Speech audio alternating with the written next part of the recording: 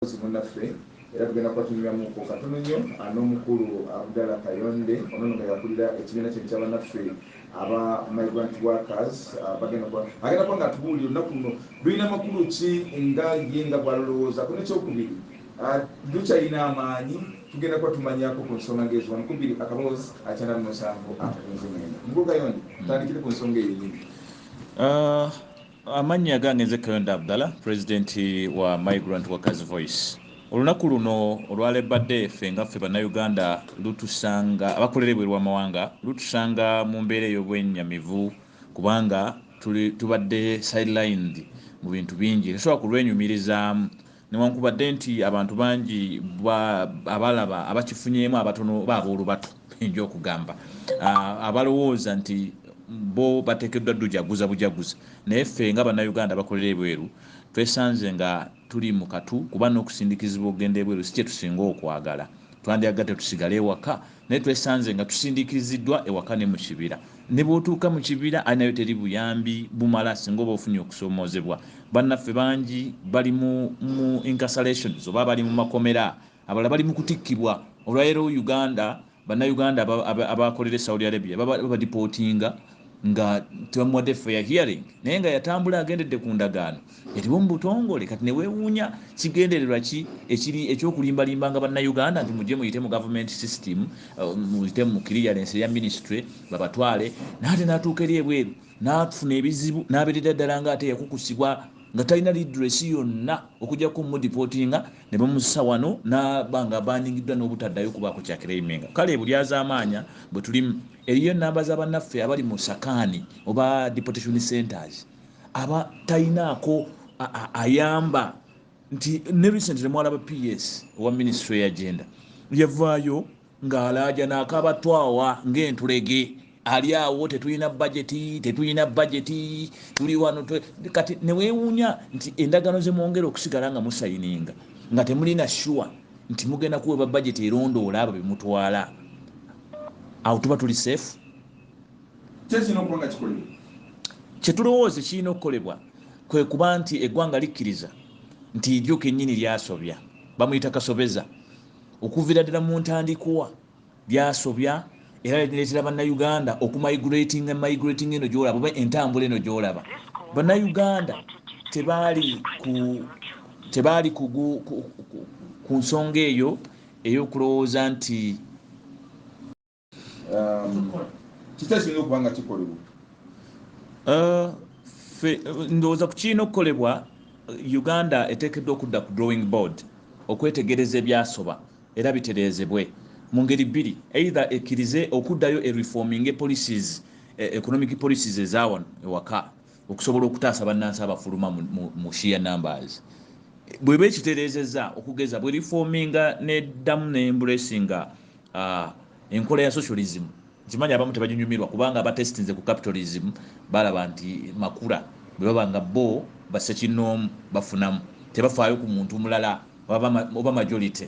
Naye bwe twembracinga enkola eyo etunuulira obulungi bwa bonna nebange kuba socialism ejja kwembracinga minimum wage tejja kugirwanyisa unlike this capitalism etunuulira nti erina okunyigiriza gwasaba ssente ezo ezessalira ekunyigirize ekusasule nga bweyagala ekudividing onemuwe 3,000 oli emuwe 1,000 kugamba babuzeebuze kubanga they are chasing profits. So ndowooza singa ebeze ku in one way Uganda singa edda ku drawing board neyetegereza kuba kino kiri mu jjukubeeka ne mu kibira nti bwedda ku drawing board bannansi bangi abatalina mirimu unemployment rate eri waggulu ate n'emisaala egisasulwa mitono kakati ne weesanga nti abali unemployed ate era n'abasasulwa abatono nabo bagamba tusasulwa kitono. Ekiddako ki migrations ezigenda okunoonya better pastures and better payment. Kati bwebanga government ezzeeyo okutunuulira common man kumuwa minimum wage okumuwa enough labor kubanga singa government embracinga nga bwe kyali edda nga eteekawo emirimu neewa abantu katugeza amalimiro negateekamu abantu ne balima oba nekola factories abantu ne baba n'omusaala ogulina minimum wage naye nga bagendayo ne bakola nga bali mu public service.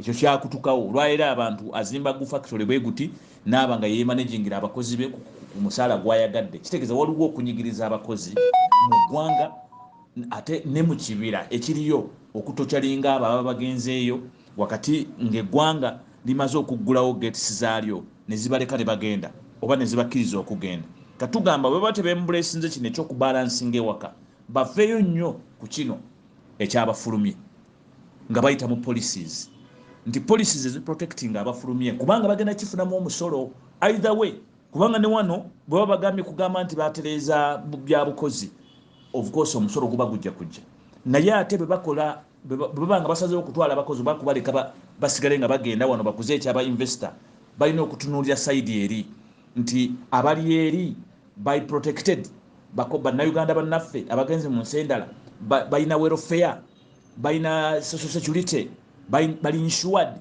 sachi ati baba bakola akasente kakomewo eno omusolo ogwo gutuyambeko ate okuzimba eggwanga ebyo biba tebikoleddwa kitegeeza munnayuganda ono afuluma nga amaze okunyigirizibwa n'ayita mu safety net ey'okubanga omuwato gwokka gwalina okwetaasa kufuluma oba labor migration agenda kusanga obuzibu bunene ebweru bw'eggwanga nti exposures nyingi nnyo zagenda okuyitamu yesange mu bbanga nga talina akayamba mukwogera kwonna kuno olinganga agamba nti olunaku olw'abakozi telulina makulu telutukolera makulu kubanga lutusanze mu kunyigirizibwa omwanda we tutunula ku ddyo ne ku kkono bw'onoosigala ewaka ogenda kukola ki leero wali bannaffe bano balwitaniiza abakomawo ate kibayisa bubi nnyo kuba akomawo ng'akatiba kaaleeguuka babadde bagezaako musasula emitwalo 9 eri ate bwadda wano ng'atasobola kuddamu kukwata yadde n'emitwalo 2-3 ne gamumala mu bwongo bwe ne byasobola okukola era bangi wano fitting in efuuse enzibu nnyo kati kyetuvala tukayana lwaki mutudipootinga if we have already nga tusazeewo catching up na kugenda eri kukola mututereereze eri mu negotiating policies ezitukuuma eri tutambule mu miwaato emituufu bwe tuba tutuuseeyo tukole nga tuli safe tukomewo nga tuli balamu ate bwe ketuleese kazimbe eggwanga kubanga esente zino zetuzza njagala abatuwuliriza bakitegeera ze zimu ku sente aze zimusasula amabanja Uganda ge yeewola over 1.2 billion dollars ezikomezebwawo wano bannayuganda abali eri sente z'owulya IMF World Bank zeewola wano zino ze zimu ku sente ze bakwata ne bazaayo ate kusasula misolo ezisalwa ku bannansi bano munnayuganda atuuka okugenda e Saudi Arabia nga tanaba na kutuukayo nga gavumenti yamuggyeko dda omusolo $3 ku buli mutwe ne gugenda mu URA direct kakati ne usigala nga weebuuza esente zonna bwe ziba zijja gye muli lwaki muleka bannansi bano abafuluma okusigala nga babonaabona bannaffe bali mu makomera bannaffe tebalina ababudaabuda munnaffe afuna okusomoozebwa ku mulimu n'abulwayo ne atache omu bw'ati amujambako okunnyonnyola n'abulwa defense eya munne because there is no facilitation to that ne boogenda ku national budget tetulabangawo tetulaba nti tuli pate nga bankuba kyeyo national budget tetubaamu era olaba ennaku zino nalaba PS wa ministry ya gender ng'ali mu kukaaba twawa ng'entulege banaye budget because tebali sure nti n'endagaano gye bazeemu okusayininga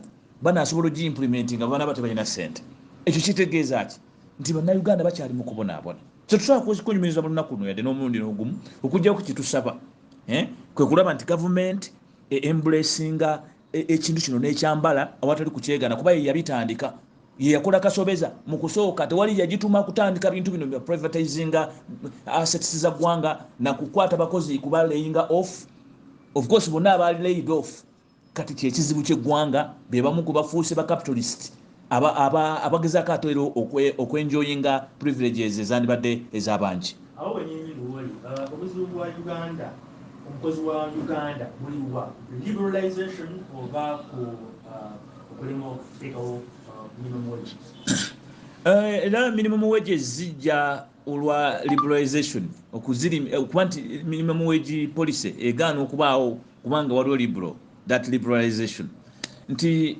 liberalization bwejja etandika okwencroachinga ku liberties eziri common nebanga abantu baagala okukola ebintu bo nga bo privately buli omu ng'alaba alina kutuukiriza interests ze ate bwe kituuka ku ggwanga okulikuza tasobola kukuza ggwanga ng'oli micromanaginga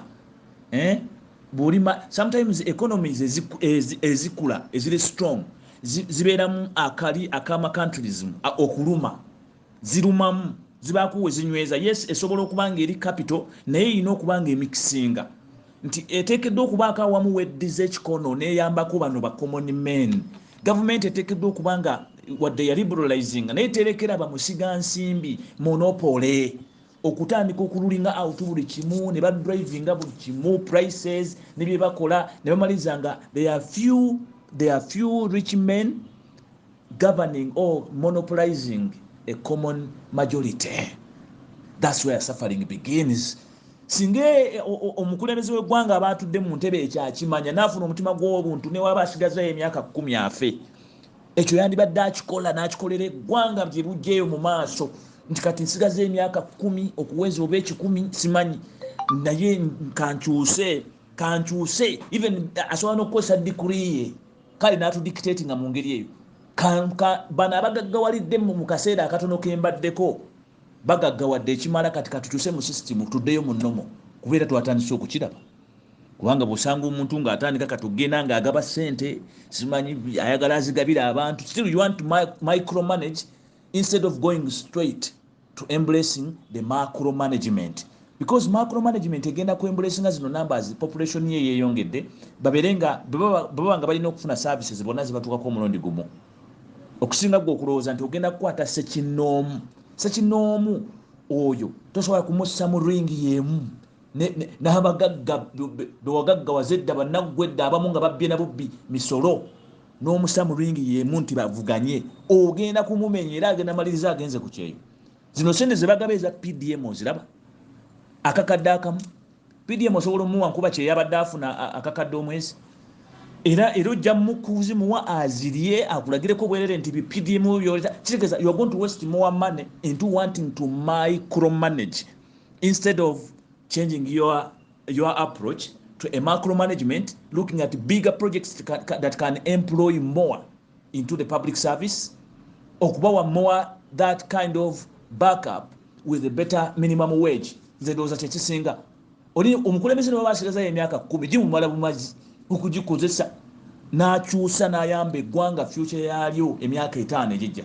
Otherwise bw'alireka liri toni bwe lityo nga byongero sirika bannansi ebweru bano bannansi jjukira abakoma buli omwaka mu wakyuse ekigenda okuddako kijja kuba kirala. Fenga ba migrant workers going by the status quo tugamba nti tuli ready okusigala nga tugenda ebweru okola because tulina choice wane waka nekye tusaba government erowooze ku policies esobola okutuwa obwenkanya okugeza oba okutuwa backup soft landing okugeza nga social security, social welfare programs ne insurance okusobola okubeera nti tusobola okubanga bwe tuba tusazeewo okugenda mu zones ezirimu okutulugunyizibwa at least era wabaawo assured reconciliation oba a backup nti ne bwemmanga kale ngenze nembonaabona naye bwe nadde eka bajja kumbudaabuda bwe bati. Wabeewo rehabilitation programs zibeere mu policy nti omuntu atwala butwazi muntu bweru kumufunamu. Government eteekawo buteesi system za kufunamu bufunyi kukenula bukenuzi, that is exploitation. Wabula eteekewo nga it is a win-win, omukozi afunamu n'alabirirwa n'aweebwa welfare ye bulungi n'abanga naye acontributing omukozi ku ekyo, then we shall have harmony. Okusinga okutusidelinga ne batutwalanga objects oba ebipapula oba okutwalanga amatooke kuba ge gatayogera bagatunda prices ebagadde bagala bagasala bagala bagalinyisa ng'okwagala kuli gye buli gye bali. Ekyo kikyamu, ekyo kyalwanyisibwa dda okuviira ddala mu mirembe gy'abazungu nga balwanyisa obuddu when a common man was disenfranchised and marginalized. Ekyo kiba kikyagenda mu maaso mu bukozi buno bwaffe, tetugenda kufuna mirembe wabula nkubiriza abakozi yonna gye bali okuyimirira, tebagenda kufuna bwenkanya nga baawukana nga buli omu ali bibye. Bino bye twogera olwaleero nze nga abyogera nkasuka message okulaba nti abantu bazibuka amaaso n'okutegeera ekiteekeddwa okukolebwa olwo nno basobole okukibanja nga kibabanja kitegeerekeka, so si okwogera uncoordinated voices, because ye omuntu atuleetamu okumikisinga kuno anyumirwa nga twogera ebitakwatagana, ng'onaayogera bino oli ayogera biri n'abalekaawo ye n'asigala nga abalaga era yategeera. Naye bwe muba nga mulina concerted voice, you come up and bargain for what you deserve for once and for all.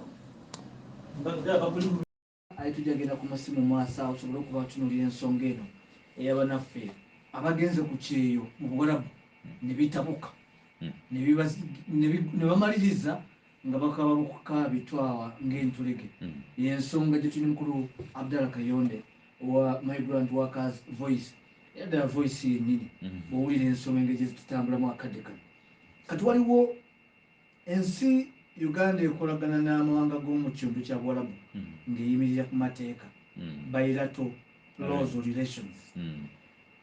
Uganda netuuka n'ekola amateeka agaayo agajja mu mulimu guno oba mu buweereza buno policies guidelines na bitu byonna n'ebiteekawo tutubuuza nti okebikoleddwa eggwanga lijja kuba n'obuweerero kino kitereddwa akawaayiro mu ndagaano egindi kagobererwa n'egundi eno kali bwe kati bantu baffe banaaba n'emirembe amateeka tegayambye amateeka gandiyambye naye twesanze nga galinga decoration bimuli ku mbaga nti tegaluma ekyokubiri abagateekawo bo bennyini abagateekawo kyovana twali tusaba act ey'enjawulo muleme kukolera wansi wa ministry because ministry eyo tetugyekakasa erimu abasezi ekikola ky'abantu nja kyogera bwe nti ate njagala bakiwulire mulimu abasezi njagala nkiddemu nakyo bakiwulire mulimu abasezi abatuulira munda ate nga bagamba bamuffe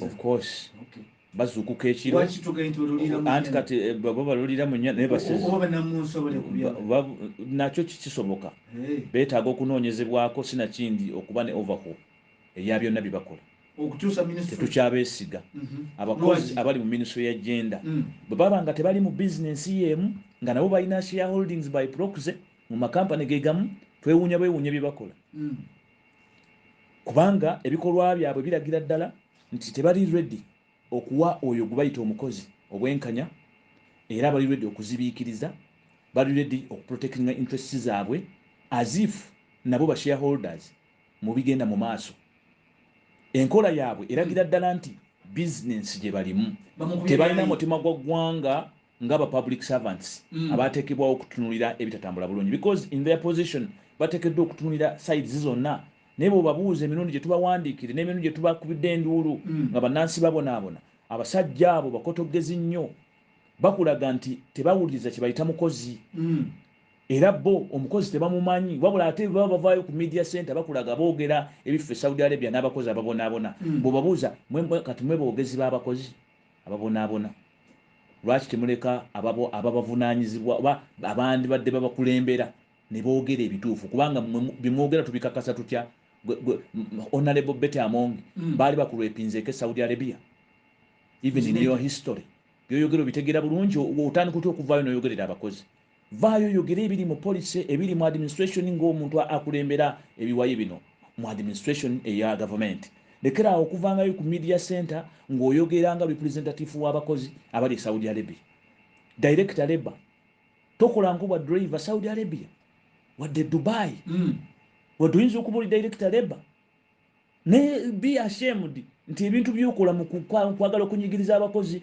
you are only portraying yourself as a hypocrite kubanga olaga nti you're supposed to look into workers affairs and give them a position to represent themselves nekyo kikulema ogenda omulaba ne bebawandiika ebibaluwa byabwe balifaalinga ku bano batutwala ne twebuuze Saudi Arabia mutwalayo bali kuluuta oba mutwalayo bakozi do we have anyone called a worker in this category gwe mutwale Saudi Arabia that needs to be addressed to know about what you are doing if you are not hiding it nga mukibakweka bwe baba nga abantu abo weebali nga bakozi they are human beings why don't you address to them matters that pertain them okusinga mu okuba sidelininga ne mufumba emmere yammwe ku masiga abiri ng'eyiika until then we strip you naked. Minister naye akalubirira okugenda otandika okwogera ku kigambo omuntu yagenda okukola tena okusanga okuba bwa malaya yesanga mu mbeera nga okusiga akazigo kiki bagezaawo okukuuma kifaananyi kya ggwanga waggulu naye nga munda bifu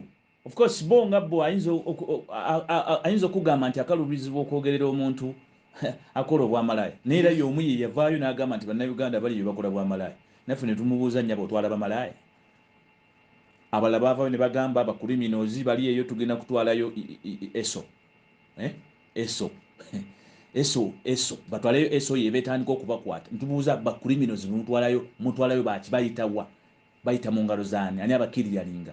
How do you end criminals in Saudi Arabia? Do you do it deliberately mutandika okwekwasa mujjemu bana complaininga genuinely oba the only thing ekisobola okutu ayoninga out ntubanga tukakasiza nti bye mutukola temuyina ene hidden intentions kwe kusembeza mutuyingize munda. We cannot afford to be here serving on the food you prepared behind closed doors nga tetuliyo nga abakozi emmere mugifumbide nzigale ziriko siru zingama naye sawa y'okusavinga nga mutandika okuziggula nga mujjayo kati abagenda ebweru muliwa naye nga byonna bye mwateeseza regulation muzikola temutwebuuzizaako buli kimu kikwate tetuliimu. We are totally sidelined and isolated. Yuwera abakozi kojja naawe leka kunsobera yuwera be bakadaama be basekadaama bali ba agent tosobola kuba empisi tekuuma sitowa ya nnyama bali babulooka ba mirimu. Njagala obalete mu studio yemu mwende obambuulize mukola mulimu kisebo mukola mu biyumba by'abawalabu oba mutwala bantu bweru kati balekerawo okwesiba ku mulimu ogutali oba ku position etali yaabwe. Actually babuzaabuziza nnyo eggwanga lino era bagenda bayita mu bakulu ba gavumenti eyo mu maofiisi nga beerimbika nga be bakola ku nsonga zaffe. Ffe tetubamanyi and we want to pass a disclaimer.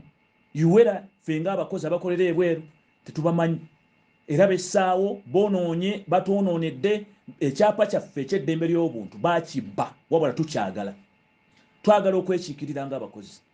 Gavumenti terina kyekoze kutereeza mulimu gw'abakaddamu egezaako tetujja gamba nti terina kyekoze naye mu kugezaako kwayo eyinamu okubanga yeewunziikirira yeekubira kubanga situjja gamba nti tegezezaako 100%. Bwe tuvaayo ne twogera oluusi ogenwa abanga erespondinze naye nga byeyogera eyogera nga eri mu kulya ebisanja tebitigirikika teri kiriya tevaayo straight okulaga eggwanga nti abaana baffe babonaabona ddala ekyamazima olw'okuba tufaayo era kakati embeera yaabwe tugitunuulidde ne tubawa kino na kino okubassaamu essuubi. Wabula bwe bye bavaayo nabyo twataddewo application twataddewo roboti ezigenda balondoola azifu balondoola green paper mu bibox twataddewo busitiika banatera tussaako sitiika okusobola okututwala abatulabe bulungi we tuli. Waliwo abaagala tussa ku Google map twabakulabira naye nga tofunye bwetwaze. Waliwo ensonga endala nga tetunaagira mu bulamu ndakikange mu bbiri ensonga z'okutabanguka kw'emirimu gino egy'ebweru kusinze kujjayo nnyo baana ba buwala okusinga ab'obulenzi.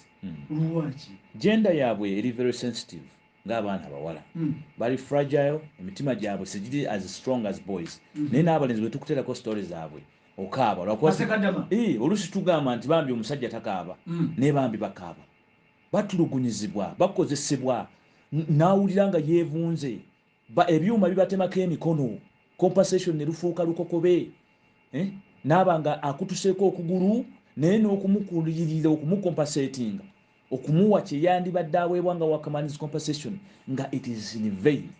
Kati niwesanga ngukubonaabona kungi bannaffe bangi ne bana abafudde munnayuganda teyandibadde nga kati afiire Saudi Arabia kaabe muwala oba mulenzi n'akomawo wonna ataweebwa any compensation oba kuweebwa anything to benefit the family. Tewali babaziika ngambwa ebyo bimu ku bitujjako waya.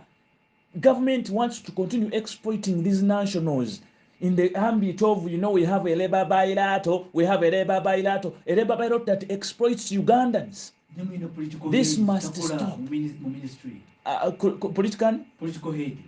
Ministry. Of course, ayogera byonna ebyo byayogera naye kati ateekeddwa okubanga waali naye ali mu business kubanga of course akiba ebintu byayogera tubitegeera nga political head era kyovola tuze tukuba abaminisita abasinga bonna ababadde mu genda omwo ekibakyusisa kyekyo ba political heads tebategeera PS ayinza okuba alimu civility PS alaba ategeeramu naye ate alina okukkaanya ne banne kati bano banne abamu abali mu business bayinza obutamukkiririzaamu naye nga ye ayinza okuba ategeera asobola okuwuliriza era recently yatuyita kimalizaako okubuuza nti byogedde temunnafunako mmeeza of course PS ayinza okuba akiraba n'asobola okubayita naye era omulaba nga ali handitied alinako bakama be alina byatajja kusalawo naye ng'ekintu kyangu nnyo bannayuganda olwaliro abafa bombuulira bannayuganda abava wano nga tutegedde nti balina enfa gye bafaamu etategerekeka oyogede ku PS wa wano ebweru wa Uganda mu kitundu kya Bulamu mugezezaako okubaako n'enjogerezeganya. That can happen through the diplomatic lines, foreign affairs. But the foreign affairs yakulagira ddala nti teri interested. Tewalaba minisita Okello yavaayo n'agamba ati yagamba mu riskinge yagamba bwe yenna asala n'ava wano Uganda eyo basime vaayo ng'olaamye ffe tetubatumayo kitegeeza bayi divided. Sagambye nti state eri divided. Minisita Okello ye yagamba bw'osalawo n'ogamba nti ogenzeeyo ffe tetukumanyi. Kakati ono wajjenda ate ye n'agamba tufaayo nnyo era gavumenti yakkiriza bagende. Kati ani yaani olaba bwe batuzannyira ku mitwe oli alina okukukuuma nannyini jurisdiction agambe bw'ogendayo eyo basime kyokka ono akutwala agamba kiri mulaala buli kimu twakikozeeko gavumenti yakkiriza. Isn't that a divided state? Ekyogereko ku bbiri akaboozi nze Judy Bukenya ne Abdallah Kayonde katudde. This country, I would say that go to hustle out of this country and remit to their families, remit to government in terms of remittances, the workers that move out of this country and do not reside in for a short period of time. There are categories. There is what we call immigrants and migrants. For us, we zero on migrants, the short-time movers, who move for a contract and have a reason to work, then return home after a contract. Known to the other ones that go for maybe change of citizenship or political asylum or something like yes. that. So now, when you are representing or being a voice of the migrant workers, that's a huge responsibility you have, because nowadays we have hundreds of thousands of people who are out of this country. How do you represent these? How do you even be their voice? Very true. It is really very difficult, and that's why we are calling on government to be like, or to benchmark it like other countries like Philippines, when they realize that the push factors for these migrations cannot be avoided. These countries had to recognize official administrations in form of voices and associations to always represent the majority that may not be able to talk. Now here we are in a status quo in Uganda that the government has a full program which externalizes its nationals that are unemployed here to Saudi Arabia. But these nationals are not given any formal voice or any formal leadership recognized to always represent their opinions. So not until the voice came out voluntarily to start voicing for what we call the voiceless. The gesture in the word voiceless informs government that indeed those you are sending through your programs, those you exploit or assert that word, have got no voice, which you have to recognize. So Abdallah, when you are based in Uganda, I suppose you're based in Uganda, and there are almost 200,000 Ugandans working in Saudi Arabia. I'm only talking about Saudi Arabia. There could even be many more in the Arab world. First of all, the sheer challenge of coordination, of knowing who is where, of knowing their pain, of knowing their joy, of knowing their challenges. As you, as Abdallah Kayonde, how do you get to know them? We happen to have a subsidiary association connected to the voice, and other associations are still joining us to be backed up by the voice. These subsidiary networks help us to always have information, and also calling on members to join in a distance. Members calling from all those different countries to join and be members of the voice. These are our agents, these are our ground soldiers that always inform us.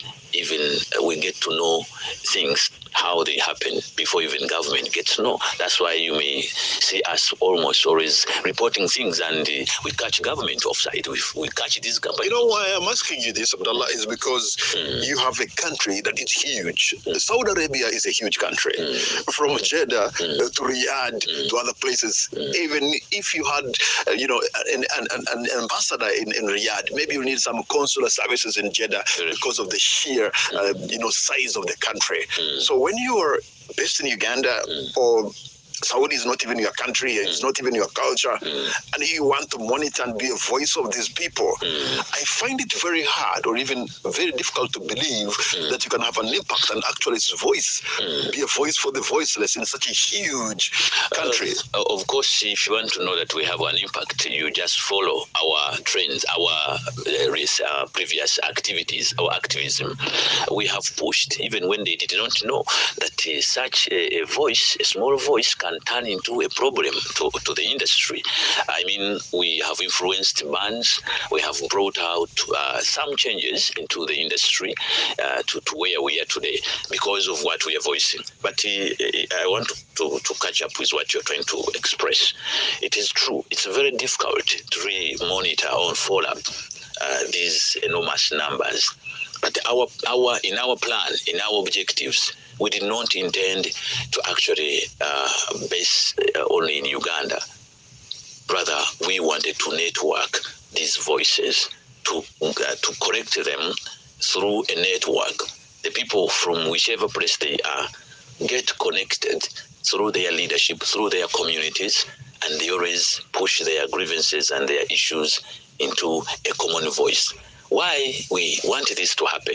It is very difficult to deal with uncoordinated voices, with an uncoordinated group of people, which may be claiming the same things, but seemingly mixing them in approach or in the way they sound. That in itself confuses government. So we're coming up with a concerted voice, a voice that reasons up the micro voices. It's an advantage to government that has to embrace. Otherwise, maybe government still wants to micromanage. Our proportion or our proposition is to macro manage the issues. I can imagine. And lobby to policy. You're working or dealing in a country that is sort of a very closed-in kind of community. Some of them living in gated communities or enclosed areas where about a foreigner or anybody who is not part of the family to break through that kind of barrier and stay in touch is how I would want you to know. We are not police. We are not police. We are human rights activists and human rights watchdogs. We are not police. It is police always where situations necessitate police to come in. Police will always reach those areas. We don't want to say, or we don't want to be barred from claiming for our rights as migrant workers in Saudi Arabia. And actually, it's not only Uganda, even other countries have nationals in Saudi. You know, Saudi Arabia alone has almost 50% foreigners in its population today. So we are not saying that we want to go and enter into Arab women's houses. No. The issue is, are these Arabs or these citizens of Saudi Arabia, are they doing anything wrong to our citizens? Do we have bilateral arrangements or relations as country to country that can lead us to mutual agreements and inform policy into both countries? I mean, that's the trend. So yes, we do have a bilateral arrangement. And that's where we have a bilateral arrangement with Saudi Arabia as Uganda, right? I would want to know how that bilateral arrangement is of help or not of help. Of course, since we are in a distance and these are different jurisdictions, countries have have tried to work together through diplomacy and these relations and the treaties. They get to now do business after they agree on terms. We don't want to say that we should keep quiet because we are not in born of a jurisdiction of Saudi Arabia or we are not in Saudi or whatever. We would like to take advantage of the possibility of having these treaties that a country like Uganda, which has huge numbers of unemployed people, can use these treaties to go and exploit the opportunities in Saudi Arabia. So now, how do we bargain ourselves in Saudi Arabia? Do we have strong bargainers into these treaties or these agreements? Or we have compromised people who are still doing the same business within the bargaining panel? But Abdullah, we have already a bilateral arrangement with Saudi Arabia, don't we? We do. But what does it really touch the problem? That's what I'm asking you, because as somebody who is a voice of the migrant workers, you should be able to know whether it is helping or not. The bilaterals would have helped us, but the problem we have with the Ugandan bilateral in particular, it sidelines the workers. Unlike those of other countries, maybe Philippines, the workers for Uganda are never seen anywhere into the discussions of these bilaterals. The bilaterals misrepresent us. That's why they end up serving a different interest than the workers they deploy there. You know, every time, once in a while, you are on phone and WhatsApp, you're likely to see gory images coming out from Saudi Arabia of Ugandan girls who have been mistreated, who have been, sometimes they've lost their minds. In some cases, they've actually died there. And I'm wondering, what's wrong with this community? Why are they so, treating people who are not like them in a manner that is so inhumane? Now, the only challenge we have is that the people who come up with these, who are in the Ministry of Gender in particular, they tend to be ideal over issues pertaining migrant workers. When the migrant workers get real to speak what is on ground, the ideal minds come up to wanting to represent them, which is not really matching up. And that's why you keep seeing that even if they are bilaterals, even if they are regulations, but still these cases will pop up. That clearly shows you that the workers in whose interest these bilaterals are supposed to serve have been discriminated. They are disenfranchised, that maybe the reality is not spoken out, or even the workers themselves are not given a chance to represent, to be in it, to have a sense of ownership. So they keep at the receiving, and that's why they end up as subjects. So once we get to come to that point, it is the day a Ugandan will be seen. These Ugandans who are moving to these countries will be seen as a human being, will start to be treated well. We have countries that have tried to do so. Why is it possible for them to do the same thing in Saudi Arabia? And yet Uganda, which is also deploying in Saudi Arabia, cannot. Why? Why the Philippines can manage to put an administration of the fellow workers to represent, to always be there? Because why we are talking like this, people may say, you people, you want to come and do what? Now you want to represent what? Are you really exporting objects that do not talk? Are we bananas? Is that really sensible? And when you look at the international labor standards, they're very clear. I want to know this, Abdullah, and get it very right. Could this be a few isolated cases that maybe have been exaggerated? Because just before we started the show, you said probably there could be like 200,000 Ugandans in Saudi Arabia. And I'm sure majority of these, a huge number, are making their money, are happy, making remittances to Uganda. They're helping their families, their community, and their country. Are we maybe taken so much by the few cases that have been exaggerated? You see, life of people who have suffered. Life is very important, that you cannot put a price or you can't neglect as such. For instance, we have a case of Nachinto Judith that we are running in court. That happened to no one's awareness. Everybody got surprised when we came up with a case. Somebody alleging that my kidney was taken away. That affected the whole industry, and that you can't imagine how many lives have been lost. Besides the kidney thing, that in itself now tells you the price of a life to protect. Whether it's one case or two, we shouldn't say these are isolated cases. They may be isolated. They may be one or two or three, but even no single life is supposed to be put to that kind of inhuman recruitment. It's therefore the point we are trying to stress. There may be some positives, but why is it that the small negatives are overwhelming the positives? And even the positives available cannot be traced. Abdallah Kayonde, the voice of migrant workers. We're going to take a break. I'll be right back. The hottest right at you, only on 933 KFM. Welcome back to 933 KFM on this Labor Day. My name is Patrick Amara, and my guest is from the Migrant Workers' Voice, Abdallah Kayonde. And of course, we're talking about the challenges, but also the benefits that are into working abroad. Like we have so many Ugandans who are working abroad. But by the way, sometimes we keep talking about numbers of people in the UAE, people in Saudi Arabia, maybe in Jordan, in Bahrain and Oman. Really, what were the numbers? What numbers are we talking about? The numbers, for instance, in Saudi Arabia, according to the embassy here in Uganda, the Saudi embassy, they say they have given visas up to around 200,000 Ugandans living in Saudi Arabia. And for UAE, the number is difficult to trace. Maybe according to immigration, they can easily tell. But what we know is that the Saudi has more numbers than any other region, and we would like to say that more emphasis can be put there.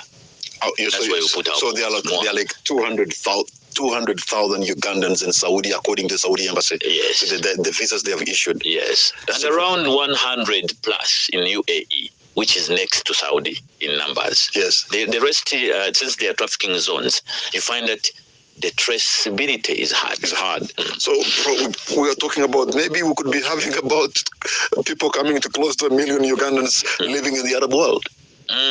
There's that possibility because there are numbers that are hidden in houses which you may not know. But even the numbers that you know, like Saudi Arabia, 200,000 is a big number, bigger than some municipalities or even these new cities that were created in Uganda. I'm sure if government comes up with these bilaterals and arrangements to know exactly which numbers are they deploying in different countries, even with other countries, it will help us. Like we are tracing for Saudi, the country will know how many nationals do they have in certain countries. You see, now we have a problem with Sudan. People are doubting how many Ugandans are we saving from Sudan. They don't know exactly. I saw the ambassador being taken on badly, Mr. Semudu. He may not also be sure of how many Ugandans are residing in Sudan. So it's really very important to always have these numbers, have good relations in terms of labor and other relations to trace the numbers of nationals. So as the migrant workers' voice, how do you deal with organization or companies that are into labor exploitation business? How do you work with them? Do you even work with them? How do you interact? These are fast catch points. We cannot do without recruitment firms. When we call ourselves migrant workers, it means we are a product of these external labor recruiters. So we really work with them, and our optimism is in seeing them welcoming us, appreciating us, recognizing our relevancy in this industry. Because without we speaking out, there's no way they can get feedback into their job. And we only ask them, and the problem we have with them is them always to infringe or wanting to purport themselves to be we. They want to represent us, in which case we think they cannot represent our interests. If you are a recruitment agency in Uganda, you're recruiting for labor abroad, for an ideal recruitment firm, what should they have? And what are Ugandan recruitment agencies lacking? An ideal recruitment firm should be able to have a license and be able to work on government system because it does not regulate itself. Government should be in touch with whichever numbers they deploy. And also it should be, because they have guiding principles of recruitment, which are according to ILO. So they should be going by those principles, which are very clear, that clearly spell out how they should even prepare the workers, in order to prevent them from falling victims of circumstances wherever they deploy them, and also respecting the element of tripartitism in labor. the tripartite arrangement, which involves workers, government, and employers. So an ideal recruitment firm should be in position to know that I am in a proxy to recruit on behalf of someone. Therefore, whichever I am recruiting is an employee who has to know her rights. An ideal recruitment firm should not be in compromise. You know, it should be open to always leave the workers to know their rights and stand firm to always defend themselves, because they are the frontliners. They are going to go to the front line. Our official language in Uganda is English. I'm sure the official language or major language spoken in Saudi Arabia is Arabic. I wonder whether the recruitment firms go up the level of preparing Ugandans who are going to work there, first of all, to avoid the cultural shock, a little bit of the Arabic culture, but also the language. The issue of language, I don't believe in it so much. It comes as a by the way, you know. Why? Because even you cannot say Ugandans should go ready to speak good English, and so they qualify because of English. How about those they're going to work for? Are they English speakers? I'm talking about Arabic. Yes, I know. Even Arabic. Before the whites came to Uganda or to Africa, did they know our local languages? They didn't know. We should agree and teach our own, the migrant workers, that you are going to face an environment which speaks differently from you. But you should have an attitude to learn, to adopt, to merge in, to fit in. Do the recruiters teach that or even explain that to these workers? Or they have gone and made a mistake. I want to mention it here. They have made a mistake of setting these workers in mind to have a fixed mindset that whatever they have told them in Uganda is what will happen, that is how they should react exactly to situations in Saudi Arabia. Not giving them a free kind of mind, a growth mind, to have the affinity, the ability to adopt to whatever that comes. But do they give them some kind of tutorial, some kind of an induction of what to expect? A little bit of that an introduction of sorts? They do, because government has introduced a training program. A training program that training centers now take on these workers and give a 14-day exclusive training, which we actually called for, and it was put in place. That's why we want to appreciate government that before they used not to train, we said no, it is too much. We are so disorganized. So training kicked in, and the orientations are going on. However, there were also disorganization within the training area or the orientation area, that the recruiters want to challenge the trainers.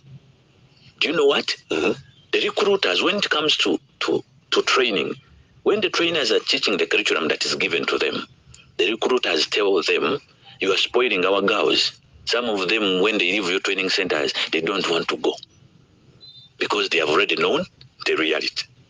You see where there's a problem? That when you speak the truth... Okay, what is you're likely to find? So the recruiters who are profit-oriented, they feel like they are losing on numbers.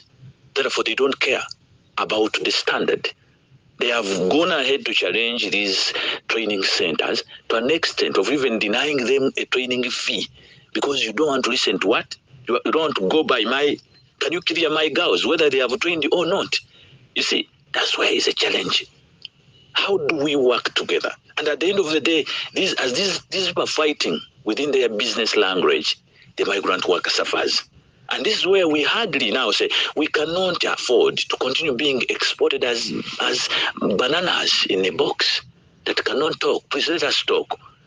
Recently, I've seen some even training centers banned. They are coming from a country with a little bit of freedom of expression and speech and stuff like that, because our model is different. But you're going to reach a country that has a really very different culture, sometimes also very patriarchal, and well, I'm saying this with a lot of respect because I don't know much about Saudi Arabia, but what I've read and listened to, assuming these are not prejudices, but that alone can give them a really cultural shock when they reach Saudi Arabia. And that alone could be a bother.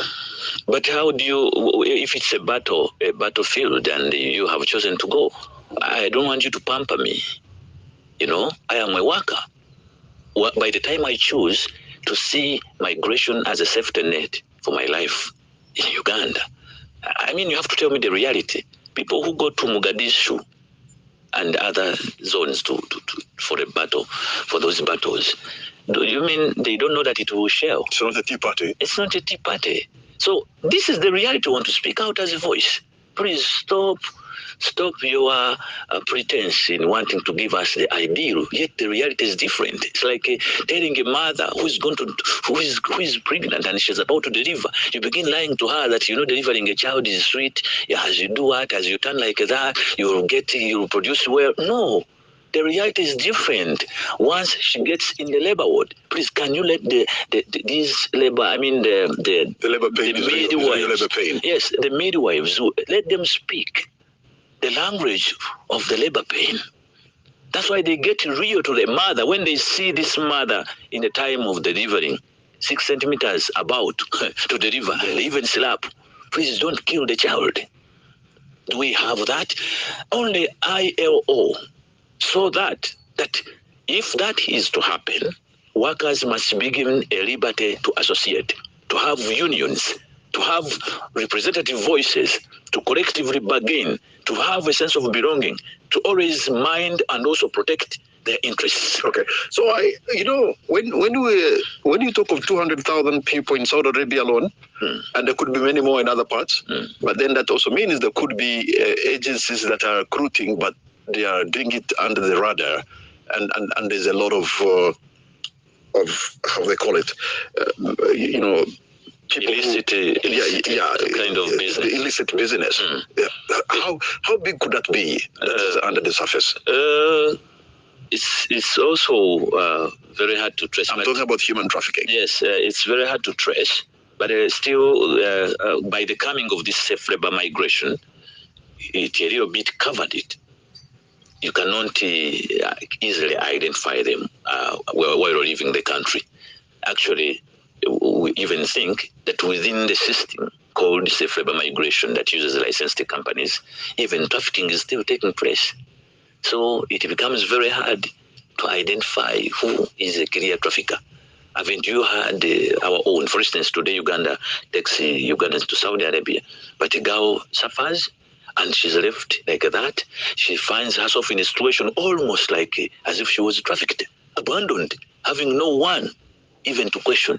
Even if that person is there, you find that the system does not bring this people to book.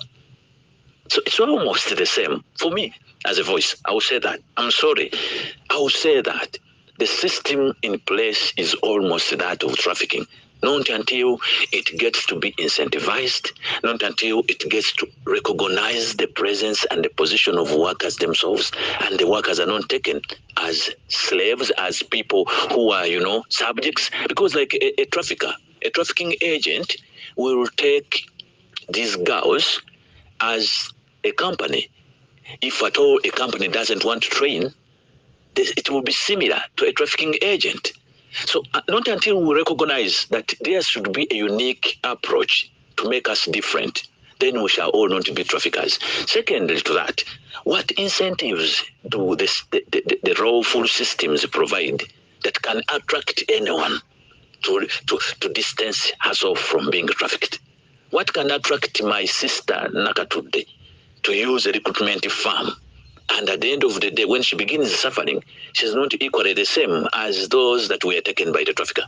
Abdallah Kayonde from Migrant Workers Voice. We're going to take a break, and Hot Seat will be right back. KFM's Hot Seat. It's hot, it's live, provocative, and digs deep into the issues. It's KFM's Hot Seat. The K Drive. The K Drive. Double charge K Drive. And this is the Hot Seat. My name is Patrick Amara. My guest tonight is Abdallah Kayonde, Migrant Workers Voice. And of course, we're talking about the migrant workers majorly in the Arab world. But let me just maybe bring you to fresh your minds on what the ministry is talking about. The government is set to renew its labor pact with the United Arab Emirates. This is according to Henry Mayiga, who is Uganda's Consul General in Dubai.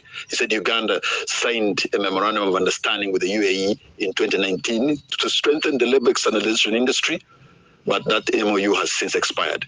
And by the way, there are about 100,000 Ugandans currently who reside or work in the UAE and the neighboring Emirate of Sharjah.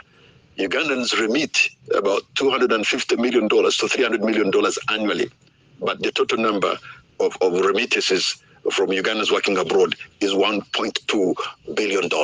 That's a colossal sums of money. $1.2 billion is almost about almost 5 or 4 trillion Uganda shillings, and that's an enormous amount of money. I think we spotted it well. 100,000 numbers of Ugandans in UAE. Yes. So now, but you as a migrant workers' voice, what are our sisters and brothers telling you? Our sisters, what they tell us, that they are not yet ready to stop leaving Uganda, because the push factor of unemployment is pushing them hard on the world. So they are not yet ready to stop going. This is where we have to inform government that it's time to for them to tighten their belts and get to provide us what we are calling for our betterment. Because if they leave us as we are, the next day outcries will increase. And if better policies, if we don't go into reforms of policies and coming up with policies like social welfare, social security, which is a big gap now, insurance of those nationals that are determined not to stay in Uganda and will continue living, our own are suggesting that it's better we get policies that can give us a way, a protection home and away, to be sure that even if I go and I die from there, when I return home, there's a package. Or if I incidentally get an accident or whatever, I'll always be covered. We have to be assured, just like the army people, when they go in a battle, they're always assured that something will be prepared for your family. That's the kind of request our own are now calling for, because they cannot avoid leaving this country. So we are calling upon Ministry of Gender, the line ministry, to think of talking the language of social welfare, the language of insurance, assuring those that in one way will incentivize the whole arrangement of. You want some kind of insurance, even though these Ugandans are going to work abroad for themselves? Of course. We are not talking about the Ugandans who go and seek jobs and then leave without a government clearance. We are talking of Ugandans who are leaving the country and a government program cleared by government, that they cannot leave without government clearing them. That's the category. People mix them. There's a category of you and me choosing to go to Bahrain. I may have a job in Bahrain, I connect to someone and I go alone, privately. But we cannot still say a government which gets job orders, and then these job orders are sent. Is government directly benefiting from this? Exactly. So it cannot be zeroed out. It cannot pretend now to call it the private sector. Yet they are earning $30 cut from each head before even deployment. So that is the thing we are talking about. You cannot keep on earning all these remittances from us, and then you dump us. Then you would be more of traffickers. The traffickers do the same thing. So if they are earning about $30 per head for every Ugandan that's going, for the 200,000 Ugandans in Saudi Arabia, that's a lot of money. And also other monies collected from different sources. Do we have labor attaches? No, we don't have labor attaches. We don't have lawyers or officers on ground in different cities, majorly Saudi Arabia. We don't have workers' representation into the same line. Our own are totally casted there as those who are trafficked. The same way. So are we not right? Because I understand some recruitment agencies say they have a network here in Uganda, but they also have their partner organizations in Saudi Arabia. So, now that they have the capacity to keep monitoring on the people whom they have been able to recruit. Monitoring what? Sacks of coffee? That's where I have a problem myself and my colleagues. What are they monitoring? Besides, the point of interest comes in. How will they be able, because they are not recruiting as NGOs, they are recruiting as limited, profit-oriented companies. Do they earn any profit in this kind of business? Yes. Of monitoring? Yeah, no. Recruitment. Of course they do. then how would they interest themselves in monitoring what they have earned a profit? How will they be able to protect their profits and the workers' rights? This is where we come in and say now, we have to unpack the whole thing. It is where death begins. You find that even justice has been confined there in vain, that when somebody is the one to blame, he will make sure he gets to connive with the victimizer to confuse the evidence. So justice will never be prevailed for workers.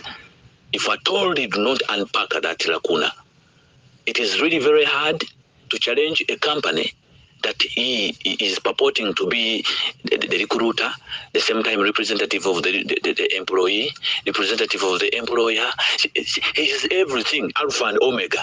How would you judge, even if you are the judge? How would you judge such a person? So there are positioning that we know you have coordinators.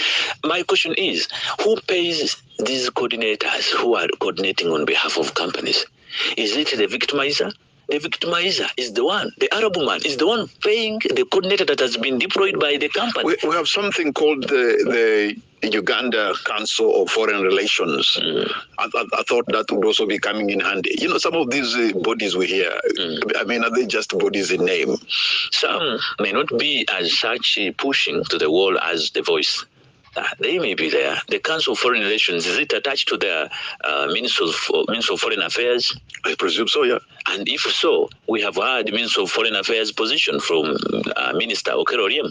What did he say? If there was any Council of Foreign Relations, maybe in other relations, because labor relations are also part of the relations which have been neglected, and the country doesn't want to wear its face. And you saw even Mr. Okello Oryem said, those who are living to Middle East, it is so funny and so contradictory. Mr. Okello Oryem said, for you girls and boys who want to still go to Saudi Arabia, you risk. For us, we are not there. So what does that council do if it is attached to their ministry? So now, you as Abdullah, individuals working with the Migrant Workers' Voice, in your organization or yourself, what kind of experience do you have in terms of understanding the pain or the challenge of a migrant worker? Have you done this job yourself? We do as a team, as members of The Voice. I find some challenges myself and my colleagues whom we try to join up heads and form this voice. Challenges in terms of financing of our own movement, our own voice.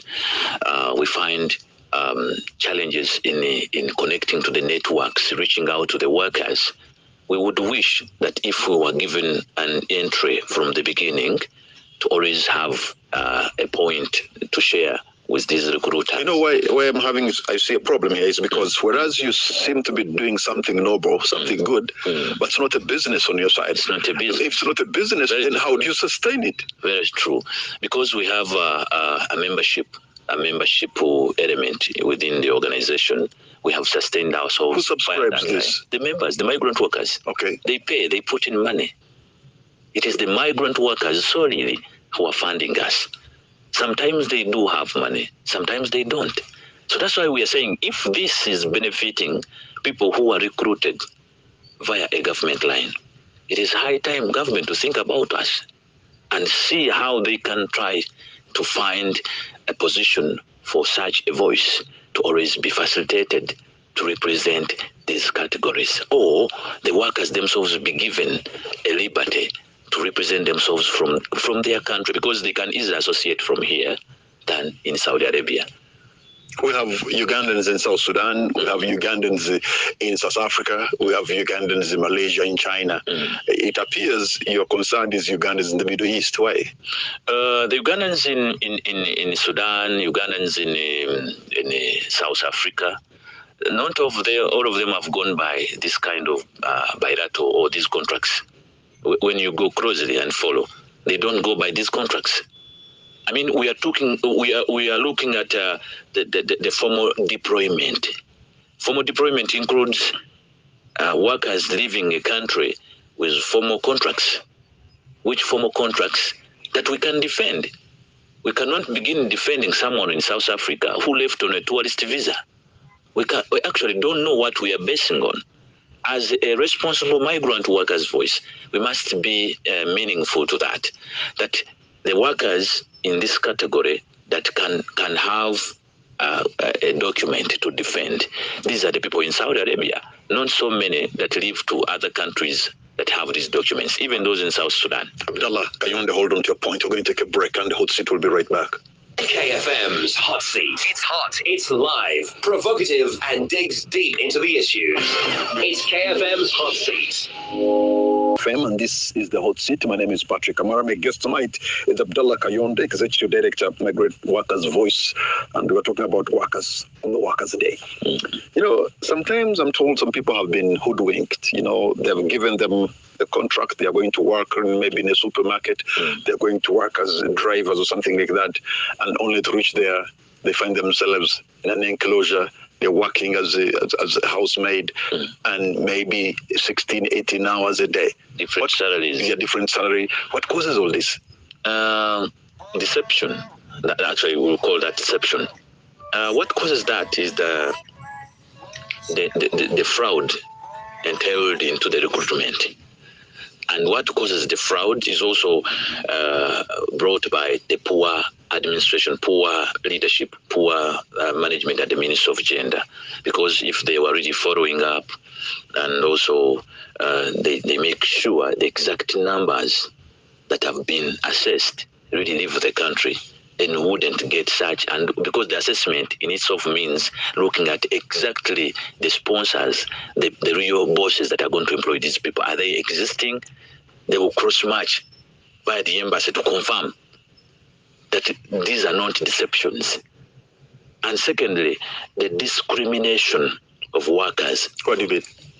Workers are nowhere to be seen. Or in this whole negotiation? Yes. Therefore, whoever is there are only two parties. There's a gap. So if there was this is where Abdallah and company should be getting involved, because if you are the migrant workers' voice, then you should be on the table taking that decision alongside the government agencies. Many of stakeholders don't like that. They see us as people who are infringing in their licenses. So they feel they got a monopoly of recruiting matchboxes or anything to be taken without its representation. So once we bring in the representation of workers, maybe this representation will always check onto these deceptions, these excesses that come after. We cannot, for instance, if we are party or if we are zealoed into the same game, we cannot allow the recruiters to take us and lie to us. But they will do so because there's nobody checking them. It appears the business of recruiting migrant workers is a lucrative one. Those agencies are making a kill, are they not? They do. They are very much earning from this business. It is so lucrative, as you said. You cannot tell them that you're going to infringe on their numbers or even bringing the claims we are making. That's why they lay a very strong wall. But also, I understand recruitment agencies are also backed up by the powers that be. Most of them are not just your ordinary businessmen. These are men and women of influence in our country. Very true. Like a recruitment agency can exist, and it doesn't take so many girls, but you find it once in a year, it wants only 30 girls, but among the 30 girls, there are 2 or 3 who are supposed to be delivered for a kidney or for any organ. I'm telling you, these are syndicates within. You know, now you're making a very serious yes. Allegation on that. Yes. There are those, you don't see them struggling, even to recruit on numbers, but they only need this one what? Earning almost $1 billion is enough for them. So you wonder, why are numbers increasing? Where do they get these girls? How are they going out to work? There are almost now 500 registered companies licensed. How are they working? So there's some business of organ harvesting. I speak to the authority. We are the attorney of Natching to Judice in the case that is moving in the High Court. We have caught them red-handed and we have taken them to prison. You find a company residing somewhere far in the suburbs, in the countryside. But you don't know what they do inside. And could be this is the reason they want to sideline workers, because once you come in, you'll always be able to check them direct line. So I'm sorry to whoever is listening in, Yeah, but that is the fact. But suggest that you cannot do that unless you're in cahoots with some very powerful people in the country. Of course, it is. You find that such syndicates cannot be done by lay people. They're always backed up. So But now, should we now go like that? So now, with all the challenges that you meet, and probably they don't want to bring on the table also when they are negotiating or making some of these agreements. So what's the way forward? The way forward is that we shall go by the status quo, and we as workers, we are not yet ready, as migrant workers' voice, we are not yet ready to back off this advocacy. We shall keep pushing and calling on the migrant workers to wake up themselves, to get reignited and get to hear our sensitization about their rights. There are so many who are taken green and they have been picked from the village. They have never paid their attention to such programs. They really don't know. So the exposure, the level of exposure is really high. The business becomes lethal at that stage when everyone, I mean, those that are being taken are not aware of the threat, and they end up repeating. You see, cases are repeating. So it is from that point we say, okay, as they may not stop taking us, and we are also not yet ready to cross, to stop going there. Unemployment is hitting us. Can we get organized ourselves?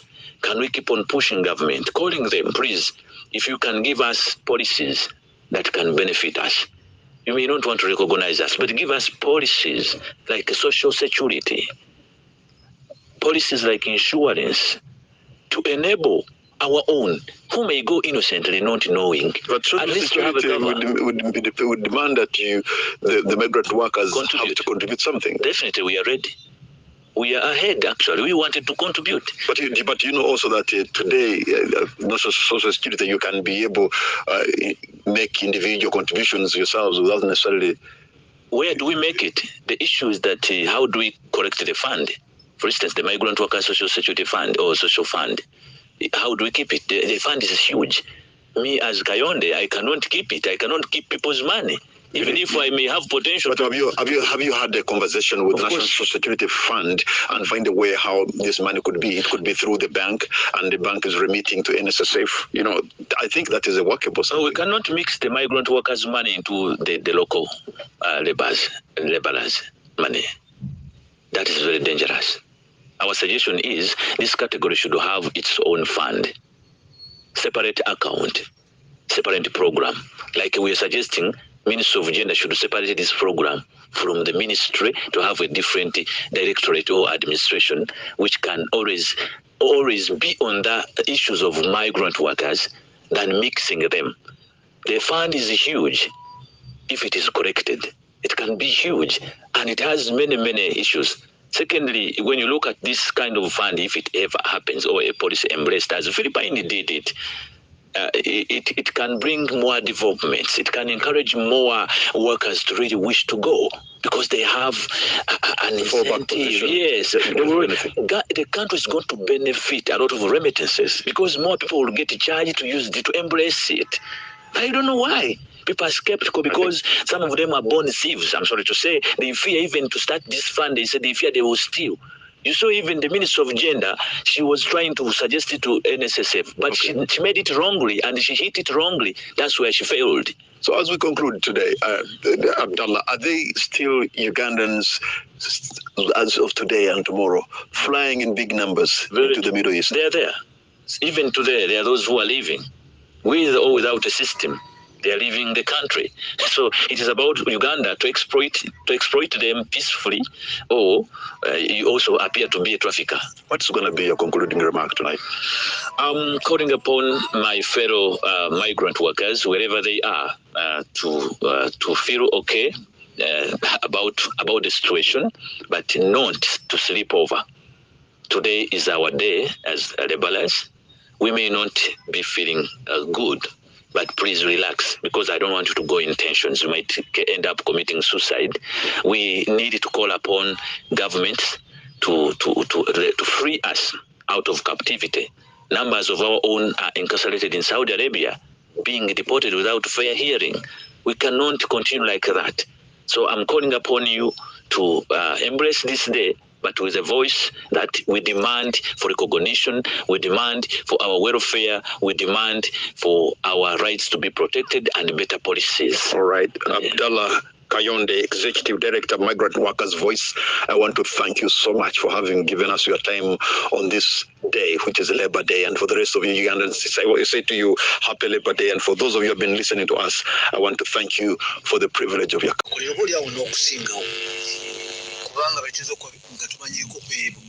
ojagenda mu Saudi balinga emitwalo kinana emitwalo munana n'ekikale tubali mwenda naye omusanvu n'ekitu musanvu gulinga wakati awo mu Saudi ekkata wayinza okubeera 10,000 ogenda Bahrain genda n'ewalala ogenda okuzingazinga bangi naye ekimu ku bibaddewo kwe kuba nti ensonga y'eddembe lyabwe ebadde nkulu nnyo mu ntambuza y'emirimu gyabwe okutwala abantu okukola ebweru naddala mu kitundu kya Bwarabu kuyimiridde enfunda eziwera lwa nsonga za ddembe lya buntu era kongezi konna kulayo we twagala okutunula awo nti tugonjodde tutya ebizibu ebiri mu bannaffe abagenda okukola emirimu naddala mu kitundu ekyo abakolera e Bungereza, Amerika, Japan n'awalala ebizibu byammwe temubireetanga ku byanja nga byabano bano bayise ku social media n'ewalala ne babitukuba mu maaso tetubimanya naye tukoze tutya oba kyekiyinza okukolebwa okulongoosa embeera y'abannaffe bano mwe bakolera obuzibu buvaawa kyekiyinza okukolebwa bwe twagala okunyumyako akawungeezi ak'olunaku lwaleero. Abdallah Kayonde ono ssenkulu w'ekibiina ekya Migrant Workers Voice ogwe gwakutakabanira ddembe ly'abano ng'agezaako okulituusamu oba ekikwatako ate n'obutasirikira nsonga z'abano nga bwe zizibaawo agenda kutubuuzaako ebwe tugenda okutambuza ensonga eyo agamba nze Jude Bukenya nkwebaza okuba nti oli kabuuzi 97 akutunyeze mwenda fama mukulu Kayonde sayinza okuba naawe Bukenya baba bakojja abange neesiimye nnyo mutabani esebo batuwuliriza amannya geego gennyini kojja wange gayanjudde Abdallah Kayonde nga nze president w'ekibiina ekirwanirira eddembe ly'abaana abawangalira mu mawanga g'ewabweru naddala mu kyondo ky'Abawarabu tugezaako okuggyayo amaloboozi agaabo abanyigirizibwa nga tebalina maloboozi era ensonga lwaki tukikuteeka nabwala obutalekaayo yadde eddoboozi n'erimu erinyigirizibwa newankubadde abamu bageekanga nga oluusi byetwogera balabanga ebitagatta bulungi ebitali riyo naye ngaate byebituufu ebiriyo ndi musanyufu okuba nga neeyunze ku puroguraamu y'eno olwaleero era ntumiddeko abatuwuliriza bonna nga mbasaba okuba nga batega amatu bulungi. Bw'oyogera ku kigambo amaloboozi g'abanyigirizibwa kirimu ekinyusi kinene nnyo nnyo nnyo voice for the voiceless abatalina oyogerera abatalina mwasirizi mu budde obwo naye bwe twogera kirabika nti waliwo okunyigirizibwa kweyogerako kweyoleka kutya olwaleero olabye amaloboozi agajja ag'enjawulo agali uncoordinated agava mu kyombo ky'Abawarabu nga gasaba obwenkanya naye ng'obwenkanya obwo weewuunya nti abamu ku baana basinga okulaajana batambulira mu makampani oba mu bitongole ebyaweebwa gavumenti license era ne bakiriyaringibwa gavumenti ne batwala mu bitundu ebyo gye bawangaalira kyokka bwe batuuka okusaba oba okutuuka okufuna okusoomoozebwa beesanga nga tebalina watuufu tebalina mutuufu awuliriza nsonga zaabwe ekintu ekyo kitunyigiriza nnyo okuviira ddala puroguraamu eno yatandikawo tewabiwulirako ndowooza mu myaka egya 2000 emabega eri tewabiwulira bitandise baami bano mu 2025 mu 2005 yes when they started the regulation ya 2005 ne bagezaako okuba nti batandika okutwala abaana bano formally mu mawanga ago naye abantu bagendanga sebo ne mu mawanga ago abantu tebakubanga nduulu ekyo gwe nange tujulira abantu babaddewo nga batambula ne bagenda mu nsi ziri endala nga towulira yakuba nduulu lwaki enduulu eriwo ssaawa eno nga bo bakitaddemu bizinensi waliwo anyonyogera waliwo abanyonyogera waliwo abatwala mu ngeri y'enkoligo waliwo abatwala nga baliko emiguwa ebyo ebibuuzo buli muntu yenna byateekeddwa okubuuza lwaki emiranga tegyaliwo emabegako nga tetunnayingira mu regulations zino oba endagaano lwaki tegyaliwo n'ekigambo kyennyini human trafficking bagenda okukyogera abannayuganda bakitegeere kyoli abalamu 2005 abantu ne batandika okwawula human trafficking ey'ekika kino ne safe labor migration kati ani gwe tunenya eyaleeta enkola eno n'agyerimbikamu kumba tekyagenda okukola kifaanagana nekyayagala okwefuula nti akola ki ataasa nti gavumenti yajja neetwala enkola y'okutwala abantu ebweru neyeefuula egyembuleesi nga kyoba olaba egitya okugyayo feesi yaayo okugyambala bagifunamu omusimbi mungi naye tebaagala kukyambala gavumenti mu nsonga y'okutwala bannayuganda mu kyondo kya bwarabu mweri n'emikono gyayo of course mweri omubiri gwonna mweri ewuga tesobola na kukyalo naku na lumu nekkiriza obutabatwalayo era ebeera yeebuzaabuza ojja kukirabira wano ku budget oli owulireko mu budget y'eggwanga esomebwa nga ekyo ekiwayi ky'abannayuganda kiri included for monitoring there is no any monitoring budget naye bw'otunuulira ku bantu abazza ensimbi wano mu ggwanga n'okusinga emmwanyi ate beebo abaana be batwalira mu eyo range mu eyo category so benyumiriza mu nsimbi over 1.2 billion dollars zebakenenula zebe-exploitinga mu bannansi bano abaggwerera mu kyombo ky'abawarabu naye tebaagala kubalaga nti they are part of this country distance during issues gavumenti ekwatibwa abantu bangi nze naawe neba n'ebikono ebisatu biri esiga eddamuzi esiga ekkozi ly'amateeka n'eri waggulu mu executive kale ne bannamawulire abawulikira wansi wali ffenna tuli mu kalaayi eyo essiga okusookerera nja kutemeramu essiga eddamuzi liyinza okuba lyafuuka kyesirikidde nga litunudde butunuzi liti manyi gyolimanyi otunulanga essalambwa ery'ensenke litunula butunuzi liti ne lirinda balireetere atunulira eppeera kati essiga eddamuzi bino libiraba kubanga litunulira amateeka ne ligoberera obuntu gamba obuntu omuntu ateekeddwa kuyisibwa atya human rights then essiga erya legislative ery'amateeka parliament kakati ate lulyayingira ekisaawe abamu patri gwaba mp abasinga ababola abaana babajja mu byalo eri bo bennyini bakozesa muwendo gw'abaana bano tebalina kantu konna ke basobola kekwasa mu ggwanga lino okugjako ebbula mirimu n'okwefuula ba agent abagenda okufunira abaana bano emirimu ababaka ba parliament balina amakampuni bo bennyini bwe baba tebalina amakampuni ate bakola si bonna obwakayungirizi bakola obwakayungirizi era abamu ku bo bayingira parliament eyo obwakayungirizi obwo tetukigaana kuba bannansi baali tebalina mirimu naye bwe baba bamala okukikola ekyo weesanga bali mu compromise ennene okutereeza ebikosi bakifunamu kati buli woovayo n'oyogera ebitatambula bulungi abamu bafiiringa very bad okukyogerako n'okuvaayo ku fulo akyogereko naye ng'ate kikyalibadde kibi bw'oba ofunidde abaana b'abantu emirimu ku kyalo gwe mp lwaki oyagala oyisigale ng'osiigirira akazigo ng'eriyo ebibakosa ebyetaaga okutereeza ate nga ne avenues weziri ate ng'oli omu ku abo abasobola okufrontinga avenues zino then essiga lino erya executive erivunaanyizibwa bulambalamba ku bannayuganda bano abawangalira ebweru ekyo badde kyo kimanyi kubanga it is a state to state it is a state tuba tugenze mu nsi ndala exactly when it comes to diplomacy eba state kati essiga eryo kkulu era bwe litunula obutunuzi bwe riti ffe tulowooza nti oba liri compromise nalyo abamu ku lyo newankubadde abamu bayinza okuba tebakkiririza mu bizinesi eno lyo liri divided mulimu abalirimu abamu nga tebakkiririza mu bino byakutwala abantu oyogera bw'otyo kindaga nti olwo baminisita kuba be baleetera ekifaananyi kya state wali okissa wansi mulimu abamu ku bo nga bawakanyiza ddala puroguramu eno mu state ate era ne mbaamu abo abagamba ffe wano wetufiira kati awo wewali obuzibu nti abamu bali mu state basaavinga naye bali mu bizinesi eno yemu nabo batwala abantu ebweru abalala bali mu state bagamba for Uganda's programs tutunulira PDM tutunulira bino ku industry wano kati bewakanya olaba divided minds bano bagamba tulina batwala tubamalire Saudi Arabia there is unemployment here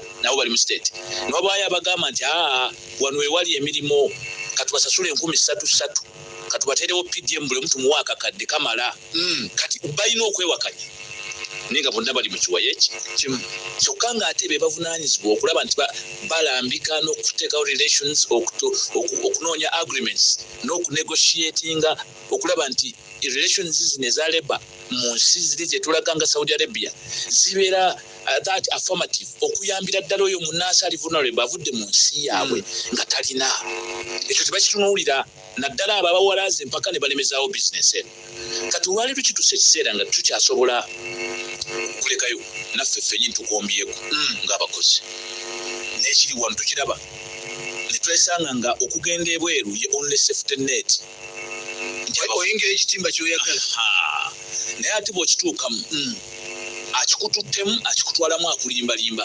byabwereere nabiri bulungi naye nga takubuulira mazima olina wondeeta ku kibuuzo ekiddakaawo dakika 18 ku Ssabbiiti ampuliriza Abdallah Kayonde alwanira ddembe lyabo abagenzi ne bakola ne banyigirizibwa oba abatafunye mukisa kubaako we baatulira nsonga zibanyigiriza tutunuulira embeera y'omukozi olunaku olwaleero naddala oyo akuba ekyeyo mu kyombo kya Buwarabu nze Judy Bukenya olukuliza akaboozi emirimu giri mu kyondo kya Buwarabu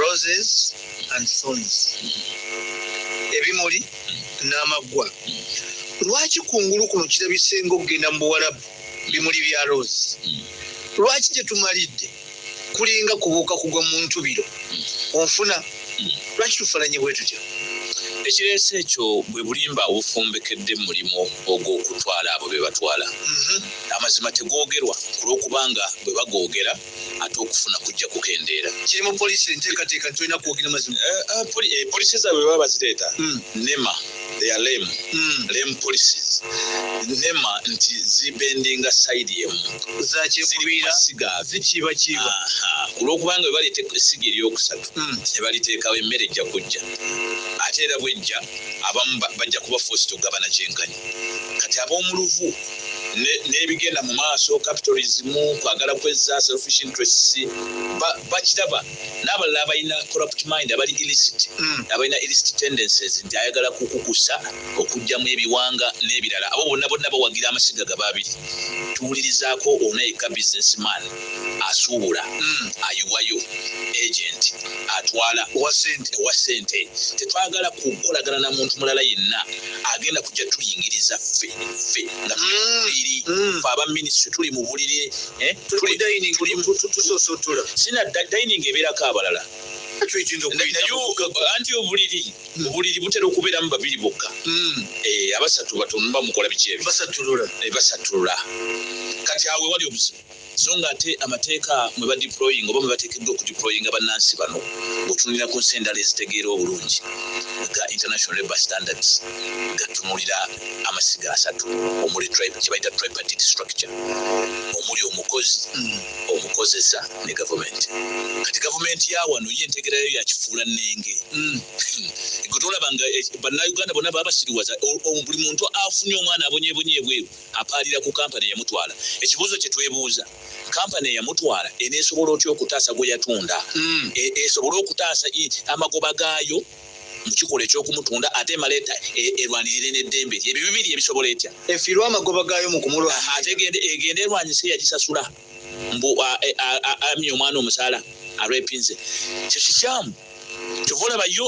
ILO ekitongole ekitugatta mu byobukozi mu nsi yonna kyo kyakitunula enkiraba nti abakozi bateekeddwa okubasiga ddamba mu kweyogerera mu kwedifendinga mu kuyimirira okufuna kye bayita collective bargaining awatali kubaako abakuba ku nsoloboto basobole okwetaaya n'okuba nga tebanyigirizibwa because kyategerekeka nti abakozi bagenda kuba wansi w'omukozesa omukozesa abasinga ku superiority obuyinza essiga lino lyaweebwa enkizo okwerepresentinga wano mu Uganda si bwe kiri era bw'obibabuuza ebintu bino bakutunuulira njagala essaawa eno oteekeko director Labour omubuuza ebibuuzo bino bye nkubuuza nti ani akulira oba akiikirira bannayuganda bano aba kategori eyo ebukirira ng'otwali Saudi Arabia oba banga batuusiddwako obuzibu ne banga baddukidde ate eri mu bali ababatunda ani oyo mmenga gavumenti gwe mumanyi nti ono yakwasaganya ensonga z'abaana bano oba akakiiko kano oba administration eno nti ajja kutubuulira ekituufu twawule wakati w'ebyo ebisaasaana ku mikutu ebyobulimba n'ebitali ani bw'anaakikubulira kuba ye director leba era yavunaanyizibwa ku nsonga eno bw'anaakubulira nti yono then eggwanga lijja kukakasa nti abasajja bano bawa eddembe abakozi bano ababatwala ebweru era tebabatwalayo nga bibiriiti naye ebbanga lye bamala nga basidelininga abakozi bano okubatwala mu ngeri y'obumyu okubapaakinze mu kigundi nga babutwala kuba tebugenda kwogera ente ziva mu katale eky'emmamba tezigenda kwogera batwala butwazi ku meat packers nga batematema zibalidde emicomo tekuli ayogerera nti ente bannaye zino muzikola ki teriyo of course kati be bana abaana bwe batwe babatwala ne babatuusayo kyovola abatwala ne excess numbers era ne binamba ozoyogera nga ndaba ntono ekimu kubitujjisaamu abakozi bagamba official zesagibwa mu bibala ebiriwozikolayidinga olwaleero estimatedly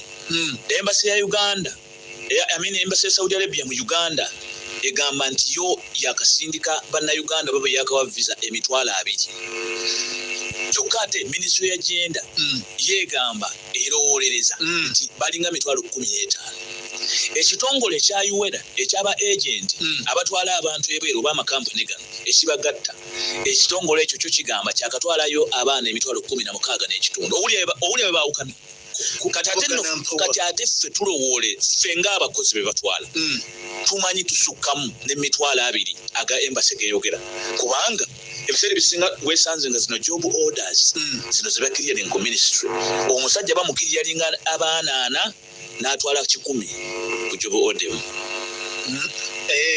abasigadde bamunkwawo of course babambaza uniform ne batambula ne bannaye bana bali ku clear list bayitawo ku kisaawe Entebbe teryafuga of course wali katujja balaba nga abo bennyini bazanya syndicate eyatuuka nekuba nti balina desk gye baatika ku kisaawe awo era ne bagikayaniramu simanye basolooze bakola etya that uncivility eri mu bannayuganda baamaliriza nga desk gye wandigambye nti yescreeninga okulaba abatuufu be baliwa ate nga nayo bagikubye evuddewo kenkufunye olunaku olwaleero kanjingira embuuza mpuliriza tumi dakika 24 ku 2 ez'ekiro enekyogereko kulukayonde ensonga zino ez'okutulugunya ojja kanfunziza ntuufu ddala gye ziri kwa waliyo bantu bange ojja sanga owekabula soke agamba nti bisoboka ojja sanga ali embalage ntibalabikuba birabika bituufu emubiri ku zino tokotoko whatsapp n'ebira birungi nnyo mwe bakozi kw'eddoboozi lyabwe ensonga zibadde ntuufu zituuse ku sseeryo kituufu abakozi batulugunyizibwa ekyensusso olwokubanga entwalibwa gye batwalibwamu kimpukumpuku ya kiddu si ya bwetwaze wabula ya kiddu singa baali ng'obwetwaze oba oliawo bandibadde beesalirangawo mu ndagaano zaabwe bandibadde tebasayiningibwa ku ndagaano zaabwe ng'asayininga muntu mulala by proxy bandibadde tebabatwala nga mbuzi mu birindi bwe batyo nga tebafunye orientation emala naye ng'okubonaabona okutuufu tukulabye bannaffe bafa waliwo n'emirambo egikwekebwa ng'omwana afa ne basooka bamukweka okumala emyezi 3 basobole bakuulinge embeera emala okukakana kati emirambo giringa nga biturere ebisimbe mu kyu gifa ne bagisimbisa layini embasi yokka yemanya kati webeetegedde ffe by chance netufunayo gwe tutegedde nti afudde ne tubafuukira ekizibu olwo ogenda okulaba nga lisiti etandika ofuluma nga n'abalala bagirako because bali ababa basooka batandika odimandinga ne bakwata abazadde bano ne babafoteza ne babassa mu nkwawa zaabwe natandika okukola ki okukomyangawo emirambo ne bagiziika nga tekigeze yadde ku postmortem olwokubanga balina byebakweka ebyenjawulo ebyatusobako bwino of course ate tugenda obakwata mu misango egy'enjawulo wano abaana babakomyewo nga basazeeko obukyala babatulugunyizza babakubisiza obulabba abaana bakomawo nga babaggyemu ebiwanga emisango giri mu kooti wano kooti ya wano nga kyali muwaba wano of course muwabirani tuwabira gavumenti n'abo abavunaanyizibwa waliwo kyetuyita totias liabilities omuntu okalinga obuvunaanyizibwa okusinziira ku contract oba kuwa ebyo byeweeyama olwo ebiba biguddewo byonna abo bavunaanyizibwabo nti abasajja bano abatwala baba bavunaanyizibwa naddala singa mubaamu ebintu ebyekuusa kukukusa okukusa omuntu n'amalira eri mu mbeera etategerekeka lwekyo oli liable gavumenti ebyewakana amakampuni gegakukusa abantu mbasoma babayise Nairobi baba ku bigere baba oluddawa abantu bebagenda bwe bafuna obuzibu ate ye Kayonde bw'aba akutte wansi ne waggulu omukugu agussa ku gavumenti n'agamba nti twagala bantu baffe tubuulire byabaawo biki. 90% government ebeera liable because erina okuprotectinga bannansi baayo wano mu ggwanga Uganda n'ebweru waayo. Protection, the role of protection is for government. Omusalaba gwayo. Omusalaba gwayo. Kati ekibuuzo kye tugibuuza nga tonnatugamba nti si yebikoze.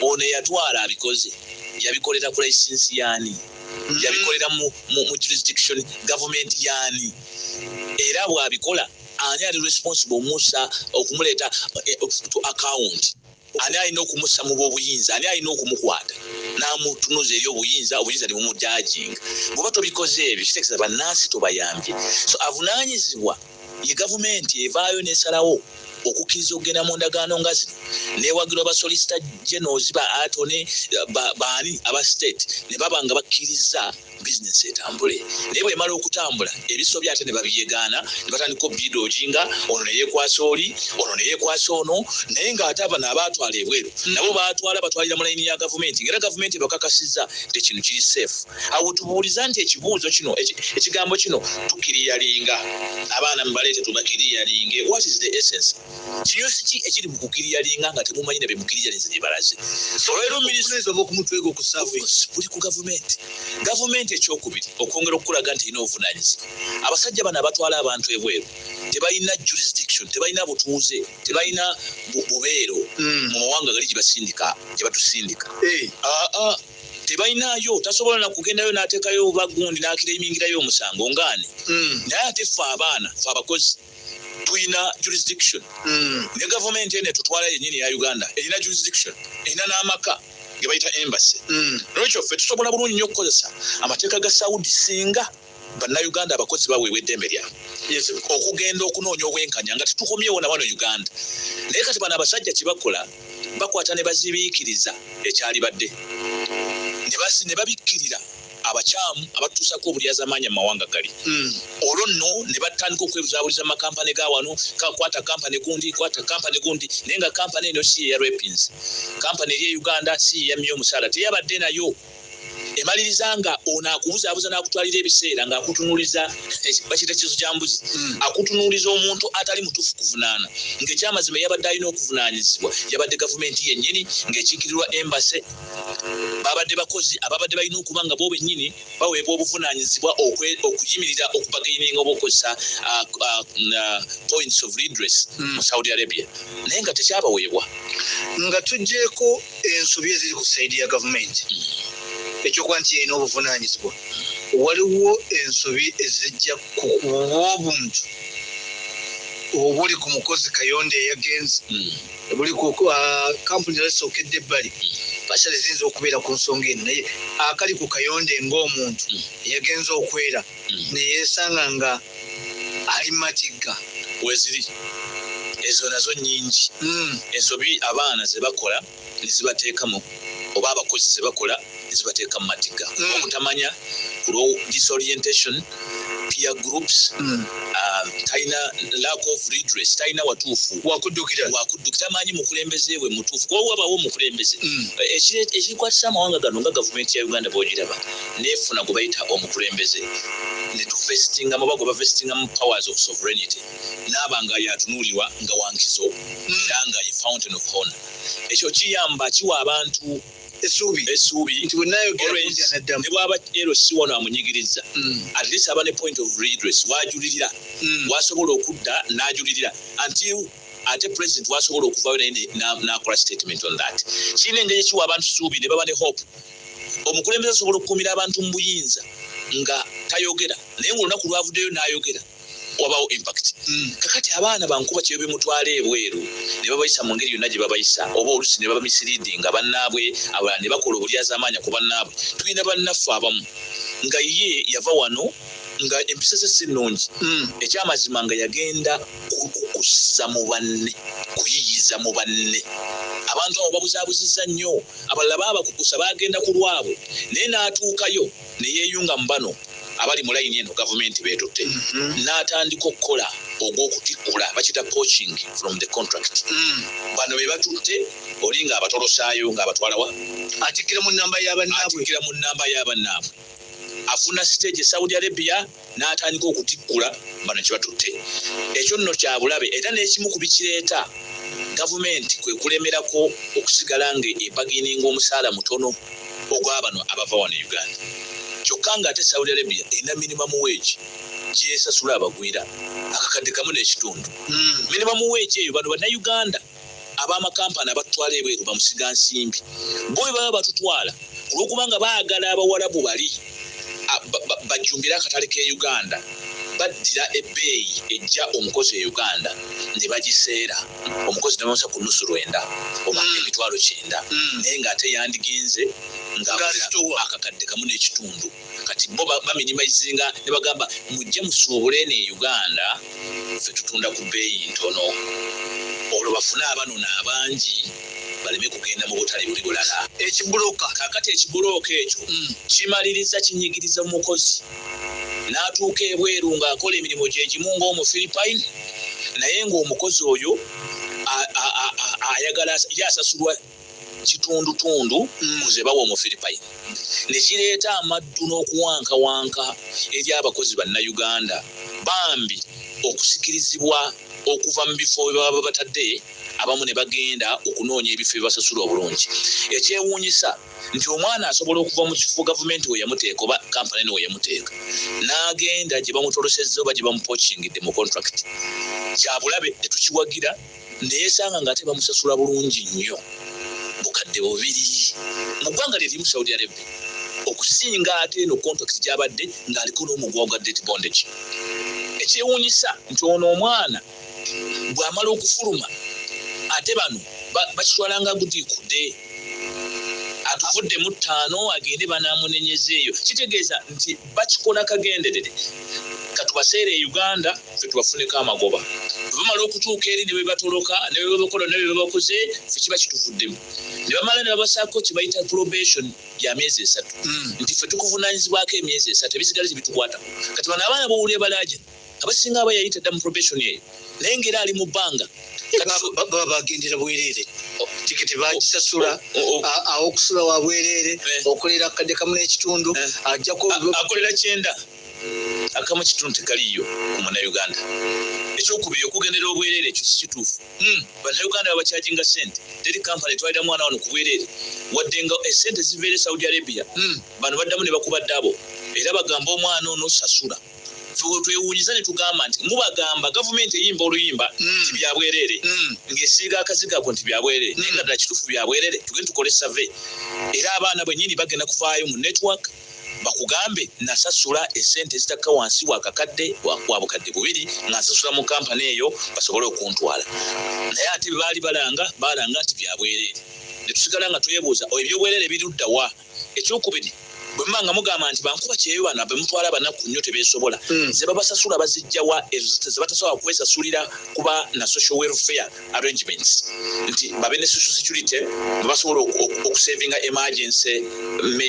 emergency funds nti nga tebagenda kusigala ku mase yammwe atuuseeyo mumumye tiketi oluusi tayagala kukola hepatitis yeeganye muleme kumukaka naye wabaawo package egenda okumuyamba okudda tekajja fuuka kakwakuliza omu atireeta tiketi ejja kubaawo ng'esobola omuweebwa addeeka naye ekyo temukirabawo wabula muba mwagala mumusigale ku kyokubanga mubatwalanga embeera eyo ey'okubafuula nti baddu tebeesobola naye nga ekigendererwa kyakubabuzaabuza na kubazanyira ku mitwe basobole okuba nga babeera ku mase yammwe nga mwewe mufuna awe tutambulira akadde kano kino okutugofa gwe WhatsApp guli noti 7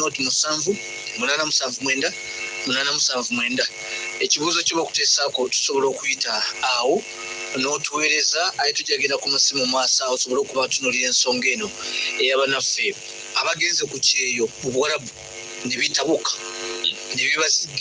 ne bamaliriza nga bakaba bukuka bitwawa ng'entulege y'ensonga gye tulina mukulu Abdallah Kayonde owa Migrant Workers Voice era ddala voice yennyini owulira ensonga engeri gye tutambulamu akadde kano kati waliwo ensi Uganda ekolagana n'amawanga g'omu kitundu kya Buwarabu ng'eyimirira ku mateeka bilateral close relations Uganda netuuka nekola amateeka agaayo agajja mu mulimu guno bamubuweereza buno policies guidelines nabikibiina n'ebiteekawo tutubuuza nti okebikoleddwa eggwanga lijja kuba n'obuweerero kino kitereddwa akawaayiro mu ndagaano egindi kagobererwa n'egundi eno kali bwe kati bantu baffe banaaba n'emirembe amateeka tegayambye amateeka gandiyambye naye twesanze nga galinga decoration bimuli ku mbaga nti tegaluma ekyokubiri abagateekawo bo bennyini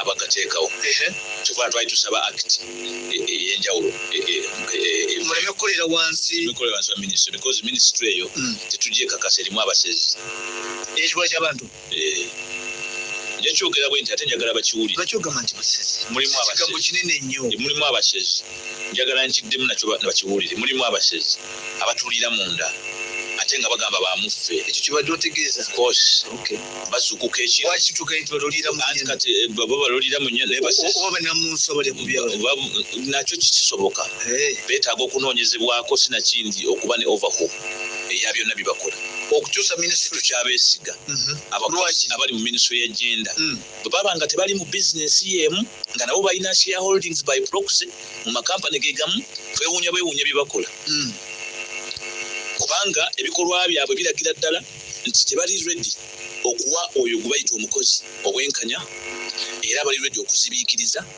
bali ready okuprotectinga interests zaabwe as if nabo ba shareholders mu bigenda mu maaso enkola yaabwe eragira ddala nti business gye balimu tebalina mutima gwa ggwanga ngaba public servants abateekebwawo okutunulira ebitatambula bulungi because in their position bateekeddwa okutunulira sides zonna naye bwebabuuza emirundi gye tubawandiikire n'emirundi gye tubakubidde enduulu nga bannansi babonaabona abasajja abo bakotogezi nnyo bakulaga nti tebawuliriza kye bayita mukozi era bo omukozi tebamumanyi wabula ate baba bavaayo ku media center bakulaga boogera ebifo Saudi Arabia n'abakozi ababonaabona bwebabuuza kati mwe boogezi b'abakozi ababonaabona lwaki temuleka ababavunaanyizibwa oba abandi badde babakulembera ne boogera ebituufu kubanga bimwogera tubikakasa tutya honorable Betty Amongi baali bakulwepinzeeko Saudi Arabia even in your history byoyogero bitegeera bulungi otandika otya okuvaayo n'oyogerera abakozi vaayo yogera ebiri mu policy ebiri mu administration ng'omuntu akulembera ebiwayi bino mu administration eya government lekeraawo okuvangayo ku media center ng'oyogera nga representative w'abakozi abali e Saudi Arabia director labor tokola nkuba driver Saudi Arabia wadde Dubai wadde oyinza okuba oli director labor be ashamed nti ebintu byokola mu kwagala okunyigiriza abakozi you are only portraying yourself as a hypocrite kubanga olaga nti you're supposed to look into workers affairs and give them a position to represent themselves nekyo kikulema ogenda omulaba ne bebawandiika ebibaluwa byabwe balifaalinga ku bano batutwala ne twebuuze Saudi Arabia mutwalayo bali ku luuta oba mutwalayo bakozi do we have anyone called a worker in this category gwe mutwale Saudi Arabia that needs to be addressed to know about what you are doing if you are not hiding it nga mukibakweka olaba nga abantu abo weebali nga bakozi they are human beings why don't you address to them matters that pertain them okusinga mu okuba sidelininga ne mufumba emmere yammwe ku masiga abiri ng'eyiika until then we strip you naked. Minister naye akalubirira okugenda otandika okwogera ku kigambo omuntu yagenda okukola tene bakusanga okuba bwa malaya yesanga mu mbeera nga okusiga akazigo kiki bagezaawo okukuuma kifaananyi kya ggwanga guno naye nga bifu munda bifu of course bonga bo ayinza okugamba nti akalubirizibwa okwogerera omuntu akola obwamalaya naye era y'omu yavaayo n'agamba nti bannayuganda baliyo bakola bwamalaya naffe ne tumubuuza nnya bwotwala bamalaya abalala baavayo ne bagamba abakuriminozi bali eyo tugenda kutwalayo eso batwalayo eso ye betandika okubakwata ntubuuza bakuriminozi mutwalayo baki bayitawa bayita mu ngalo zaani ani abakiriyalinga how do you end criminals in Saudi Arabia do you do it deliberately mutandika okwekwasa mujjemu bana abakomplaininga genuinely oba the only thing ekisobola okutu ironing out ntubanga tukakasiza nti bye mutukola temuyina ene hidden intentions kusembeza mutuyingize munda we cannot afford to be here serving on the food you prepared behind closed doors nga tetuliyo ng'abakozi ebere mu gifumbide zijinzigale ziriko siru naye sawa y'okusavinga nga mutandika okuziggula nga mujjayo kati abagenda ebweru muliwa naye nga byonna bye mwateseza regulation muzikola temutwebuzizaako buli kimu kikola tetuliimu we are totally sidelined and isolated bawera gye bali n'abalala yuwera abakozi kojja naawe leka kunsobera yuwera be bakadaama be basekadaama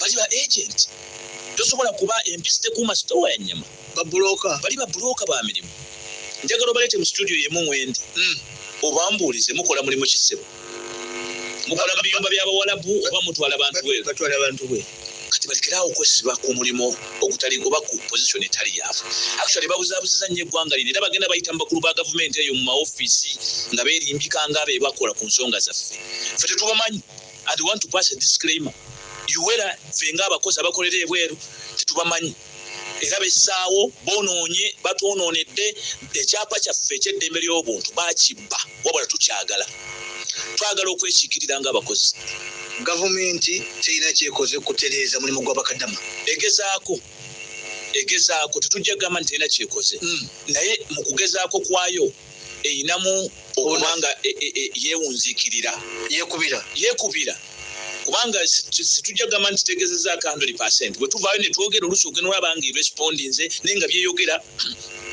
eyogera nga eri mu kulya ebisanja tebitigirikika teri kiriya tevaayo straight okulaga eggwanga nti abaana baffe babonaabona ddala ekyamazima olw'okuba tufaayo era kakati embeera yaabwe tugitunuulidde ne tubawa kino na kino okubassaamu essuubi wabula bwe bye bavaayo nabyo twataddewo application twataddewo roboti ezigenda balondoola azifu balondoola green paper mu bibox twataddewo busitiika banatera tussaako sitiika okusobola okututwala abatulabe bulungi we tuli waliwo abaagala tussa ku google map abakulabira naye nga tofunye bwetwaze waliwo ensonga enalemu nga tetunaagira mu bulamu tekikange mu bbiri ensonga z'okutabanguka kw'emirimu gino egy'ebweru kusinze kujjayo nnyo baana ba buwala okusinga ab'obulenzi lwaki genda yaabwe eri very sensitive ng'abaana bawala bali fragile emitima gyabwe segiri as strong as boys naye n'abalenzi bwe tukuterako story zaabwe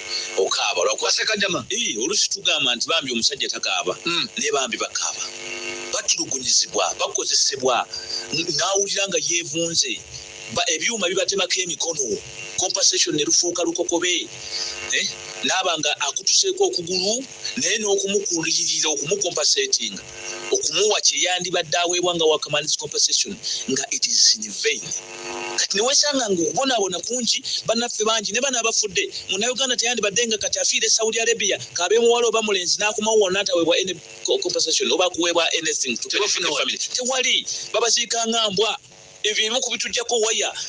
The government wants to continue exploiting these nationals in the ambit of, we have a labor bilateral that exploits Ugandans. This must stop. Ministry. Political head, ministry. Of course, ayogera byonna ebyo byayogera naye kati ateekeddwa okubanga waali naye ali mu business.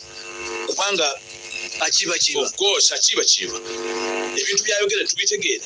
Nga political head era kyovola tuse tukuba ba minister abasinga bonna ababadde mu genda omu ekibakyusa kyekyo ba political heads technical PS ne team ye PS ayinza okuba alimu civility PS alaba ategeeramu naye ate alina okukkanya ne banne kati bano banne abamu abali mu business bayinza obutamukiririzaamu naye nga ye ayinza okuba ategeera asobola okuwuliriza era recently yatuyita kimalizeko kubuuza nti byogedde temunnafunako meeza of course PS ayinza okuba akiraba n'asobola okubayita naye era omulaba nga ali handtied alinako bakama be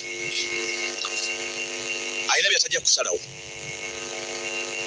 naye nga ekintu kyangu nnyo bannayuganda olwaliro abafa bombuulira bannayuganda abava wano nga tutegedde nti balina enfa gye bafaamu etategere across the border oyogedde ku PS wa wano ebweru wa Uganda mu kitundu kya Buwarabu mugezezaako okubaako n'enjogerezeganya.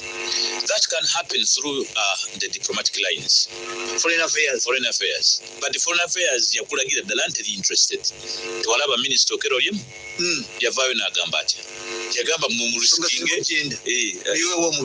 yagamba buli nasala n'ava wano Uganda eyo basime vayo ng'olamye ffe tetubattumayo kitegeeza bayi divided Sagament state eri divided Minister Okello ye yagamba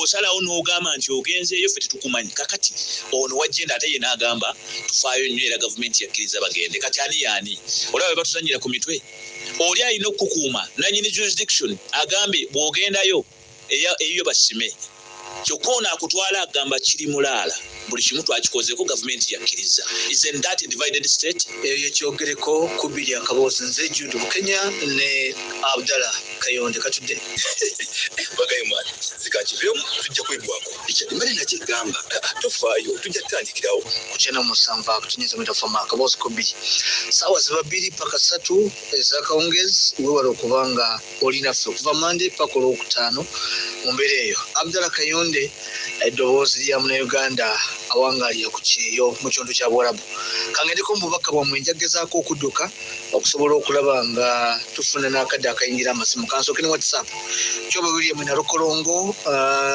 ku New Williams Band Sports sinkadde eno onyize bunyize sendi nejja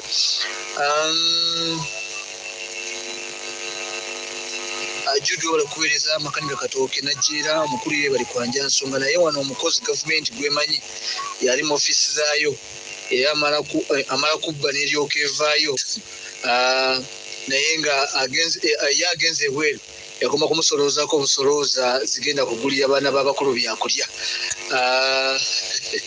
katooke ebigambo nga bikambo ennyo Salongo Mityali Tororo mukulu Jude bale kuleeta mwami oyo obulaba abaana be batulugunyiza e Saudi Arabia sebo bayambiddwa batya era nteekateeka kiyinza okukolebwa okulaba nga okutulugunyizibwa kukomezebwa waliwo kaweewusi naye najja nankulu mama Jude tukole tutya bannange abali waggulu babuuza abawansi ekyokukolera n'ekiddako n'abawansi banoonya ku bali waggulu ki ekiyinza okukolebwa ekyo ekizibu ekiri mu Uganda waayi mubala kutuweereza desaati bweyogere Uganda beerina okusala omusolo ku bintu by'omuzinzi ng'amasannyalaze kijja kutondawo embeera ennungi abantu bajja okufunira emirimu okusinga okugenda ebweru mubala kuweereza owaffe bamusibirayo tetumanyi kukomera mwali tusaba kuyambibwa kampuni tekyayagala kumanya yadde okwogera yenze Mary nsaba ku namba y'omwami oyo mukulu Kayonde ajja bbawo ennamba sigala ng'owuliriza buwuliriza akaboozi byalogebwa John Bosco Kalimitiana mbuliza omukulu oyo nti obuzibu buva ku poliisi zennema ziyitawanga gavumenti weeri zituuka okukola nga ziri mu bulema nze Kawere Nasana nina mukwano gwange alina kampuni mwe yagendeze Saudi n'atulugunyizibwa nnyo oluvannyuma yatolokayo nadda ewalala ebintu bye byonna yabirekayo mu kiyomba ne passport yagirekayo kati mbuuza oyo tali mubuzibu alina bwayinza okuyambibwa kansalamu alina Jemba webale kubanga owuliriza agamba nti omukulu ensonga azireese bulungi nnyo basongere Ssemwanga ali Busaabaga Kawolo amazima go gali nti bannayuganda basinga tuliwo ku lwa Katonda naye gavumenti okuyamba biyinza okuba eby'enfuna ebitajja kubanga bigobererwa mukulu Musa Majoba Whistleblowers Association ye amaanyi okugatta etoffaali kugwanganya amagi era tubasuubiza nti fenga abafirinde happy labours day Musa Majoba gy'oli simu Musa Majoba ali Boston y'ensimu n'ekwalika olw'Uganda wiso bitambudde bwe bityo naye kale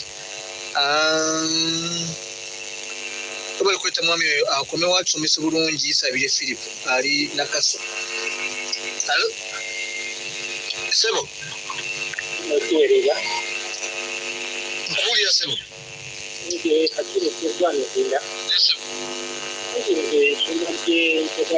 ekyobalaba mu Uganda n'abasinze n'oyo omwami omuta eggwanga lino kubanga yonna ebiroolerera mu byalo n'ebizindalo nga bwolona nabalanga ebifu bagenda balimbalimba abantu mu byalo batera okubamanyi gavumenti yatodde zaweerere naddala abawala abatule batwala enteeru naye bantu kyetukomekyemirwa abantu mugira abantu ne basindika mu nga batwalanga ebirime ne basula mu biyumba mu bisitowa omuli wadde entebe omuli wadde ekyoka ebitakulya omuwala bonna aveeyo n'alondanga alubisooka okusala buli kyayinza okuteekebwa mu kibuga ng'atwaliddwa mu mbeera ngeyo nengale tebakulemberwa ubundi ntibawulira butuleetyo bakulembeserebwa balowooza ebyogera babakubiriza ebabitiisa nengale tebakyakuleeta n'okulirwamu olukwe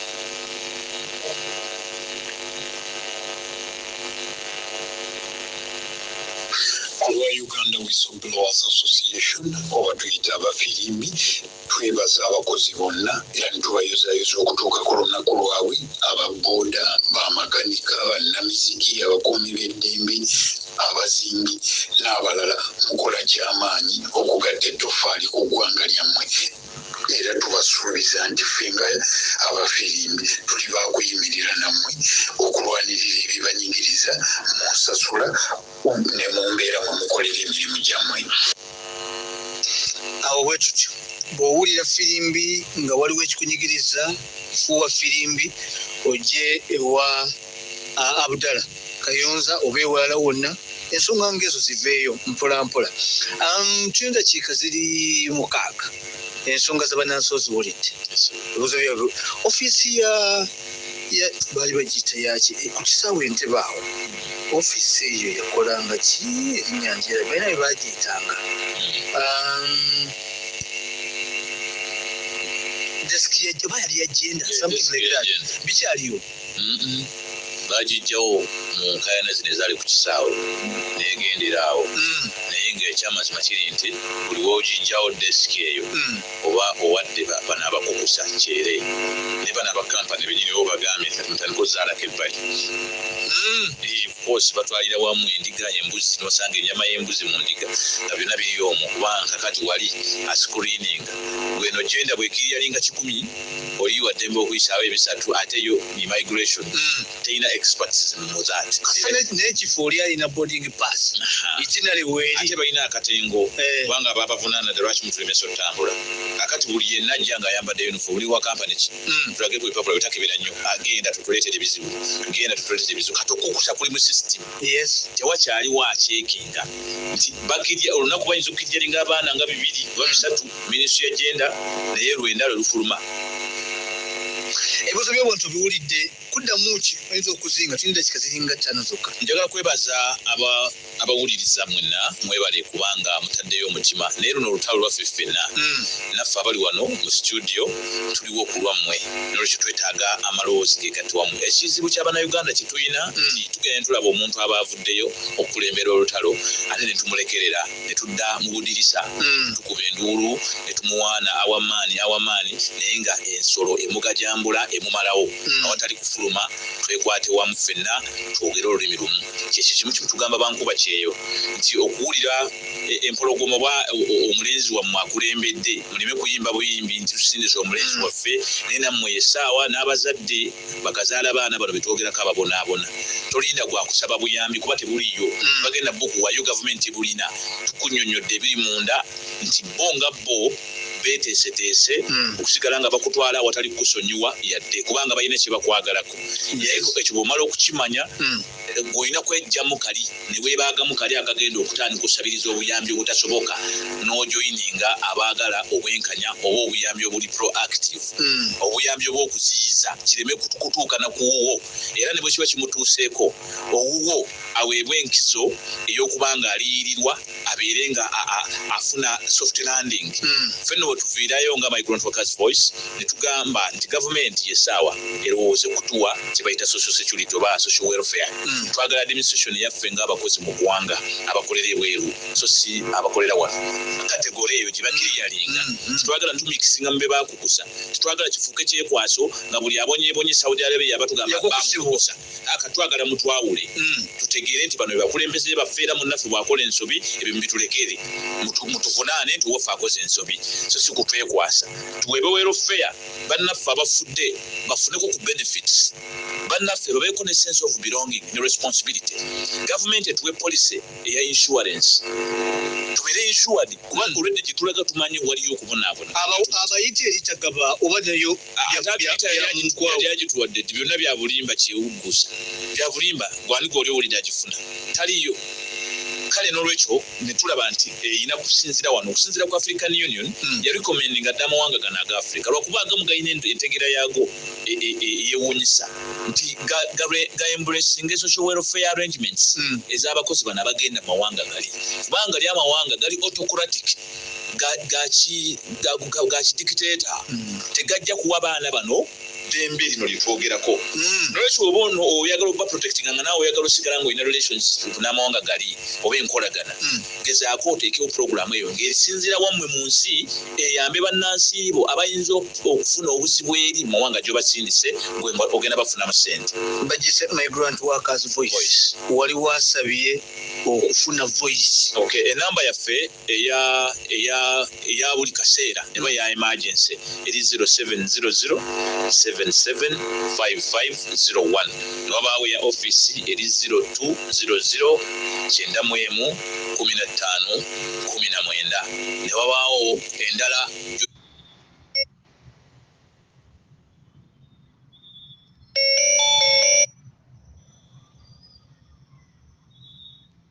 yitako wonna obasawa 01 era bw'ojja ku office eza migrant workers voice muliodo tusangibwa Mengo Rubaga nga ku CBS wansaawo era bw'oboze ojja kuyita ku namba eyo ofune direction ey'ekifo we tuli ojje oteekeyo obuyambi butukubiriza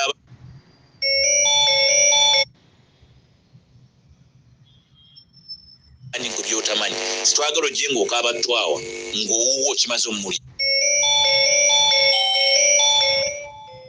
kubanga bakola omulimu mulungi nnyo okuvaayo n'okuvoisinga n'okwongera championinga cause eno ey'okulwanira eddembe ly'abannaabwe tubeebaza nnyo era mbatumidde nnyo azase Judy Bukenya ye Abdallah Kayonde okuva mu migrant workers voice nakulu abakozi tukwagaliza kawungeza akanyuvu Francis Senjobe n'amawulire ag'essaawa 3 tusigala ng'owuliriza akaboozi manya ebyobufuzi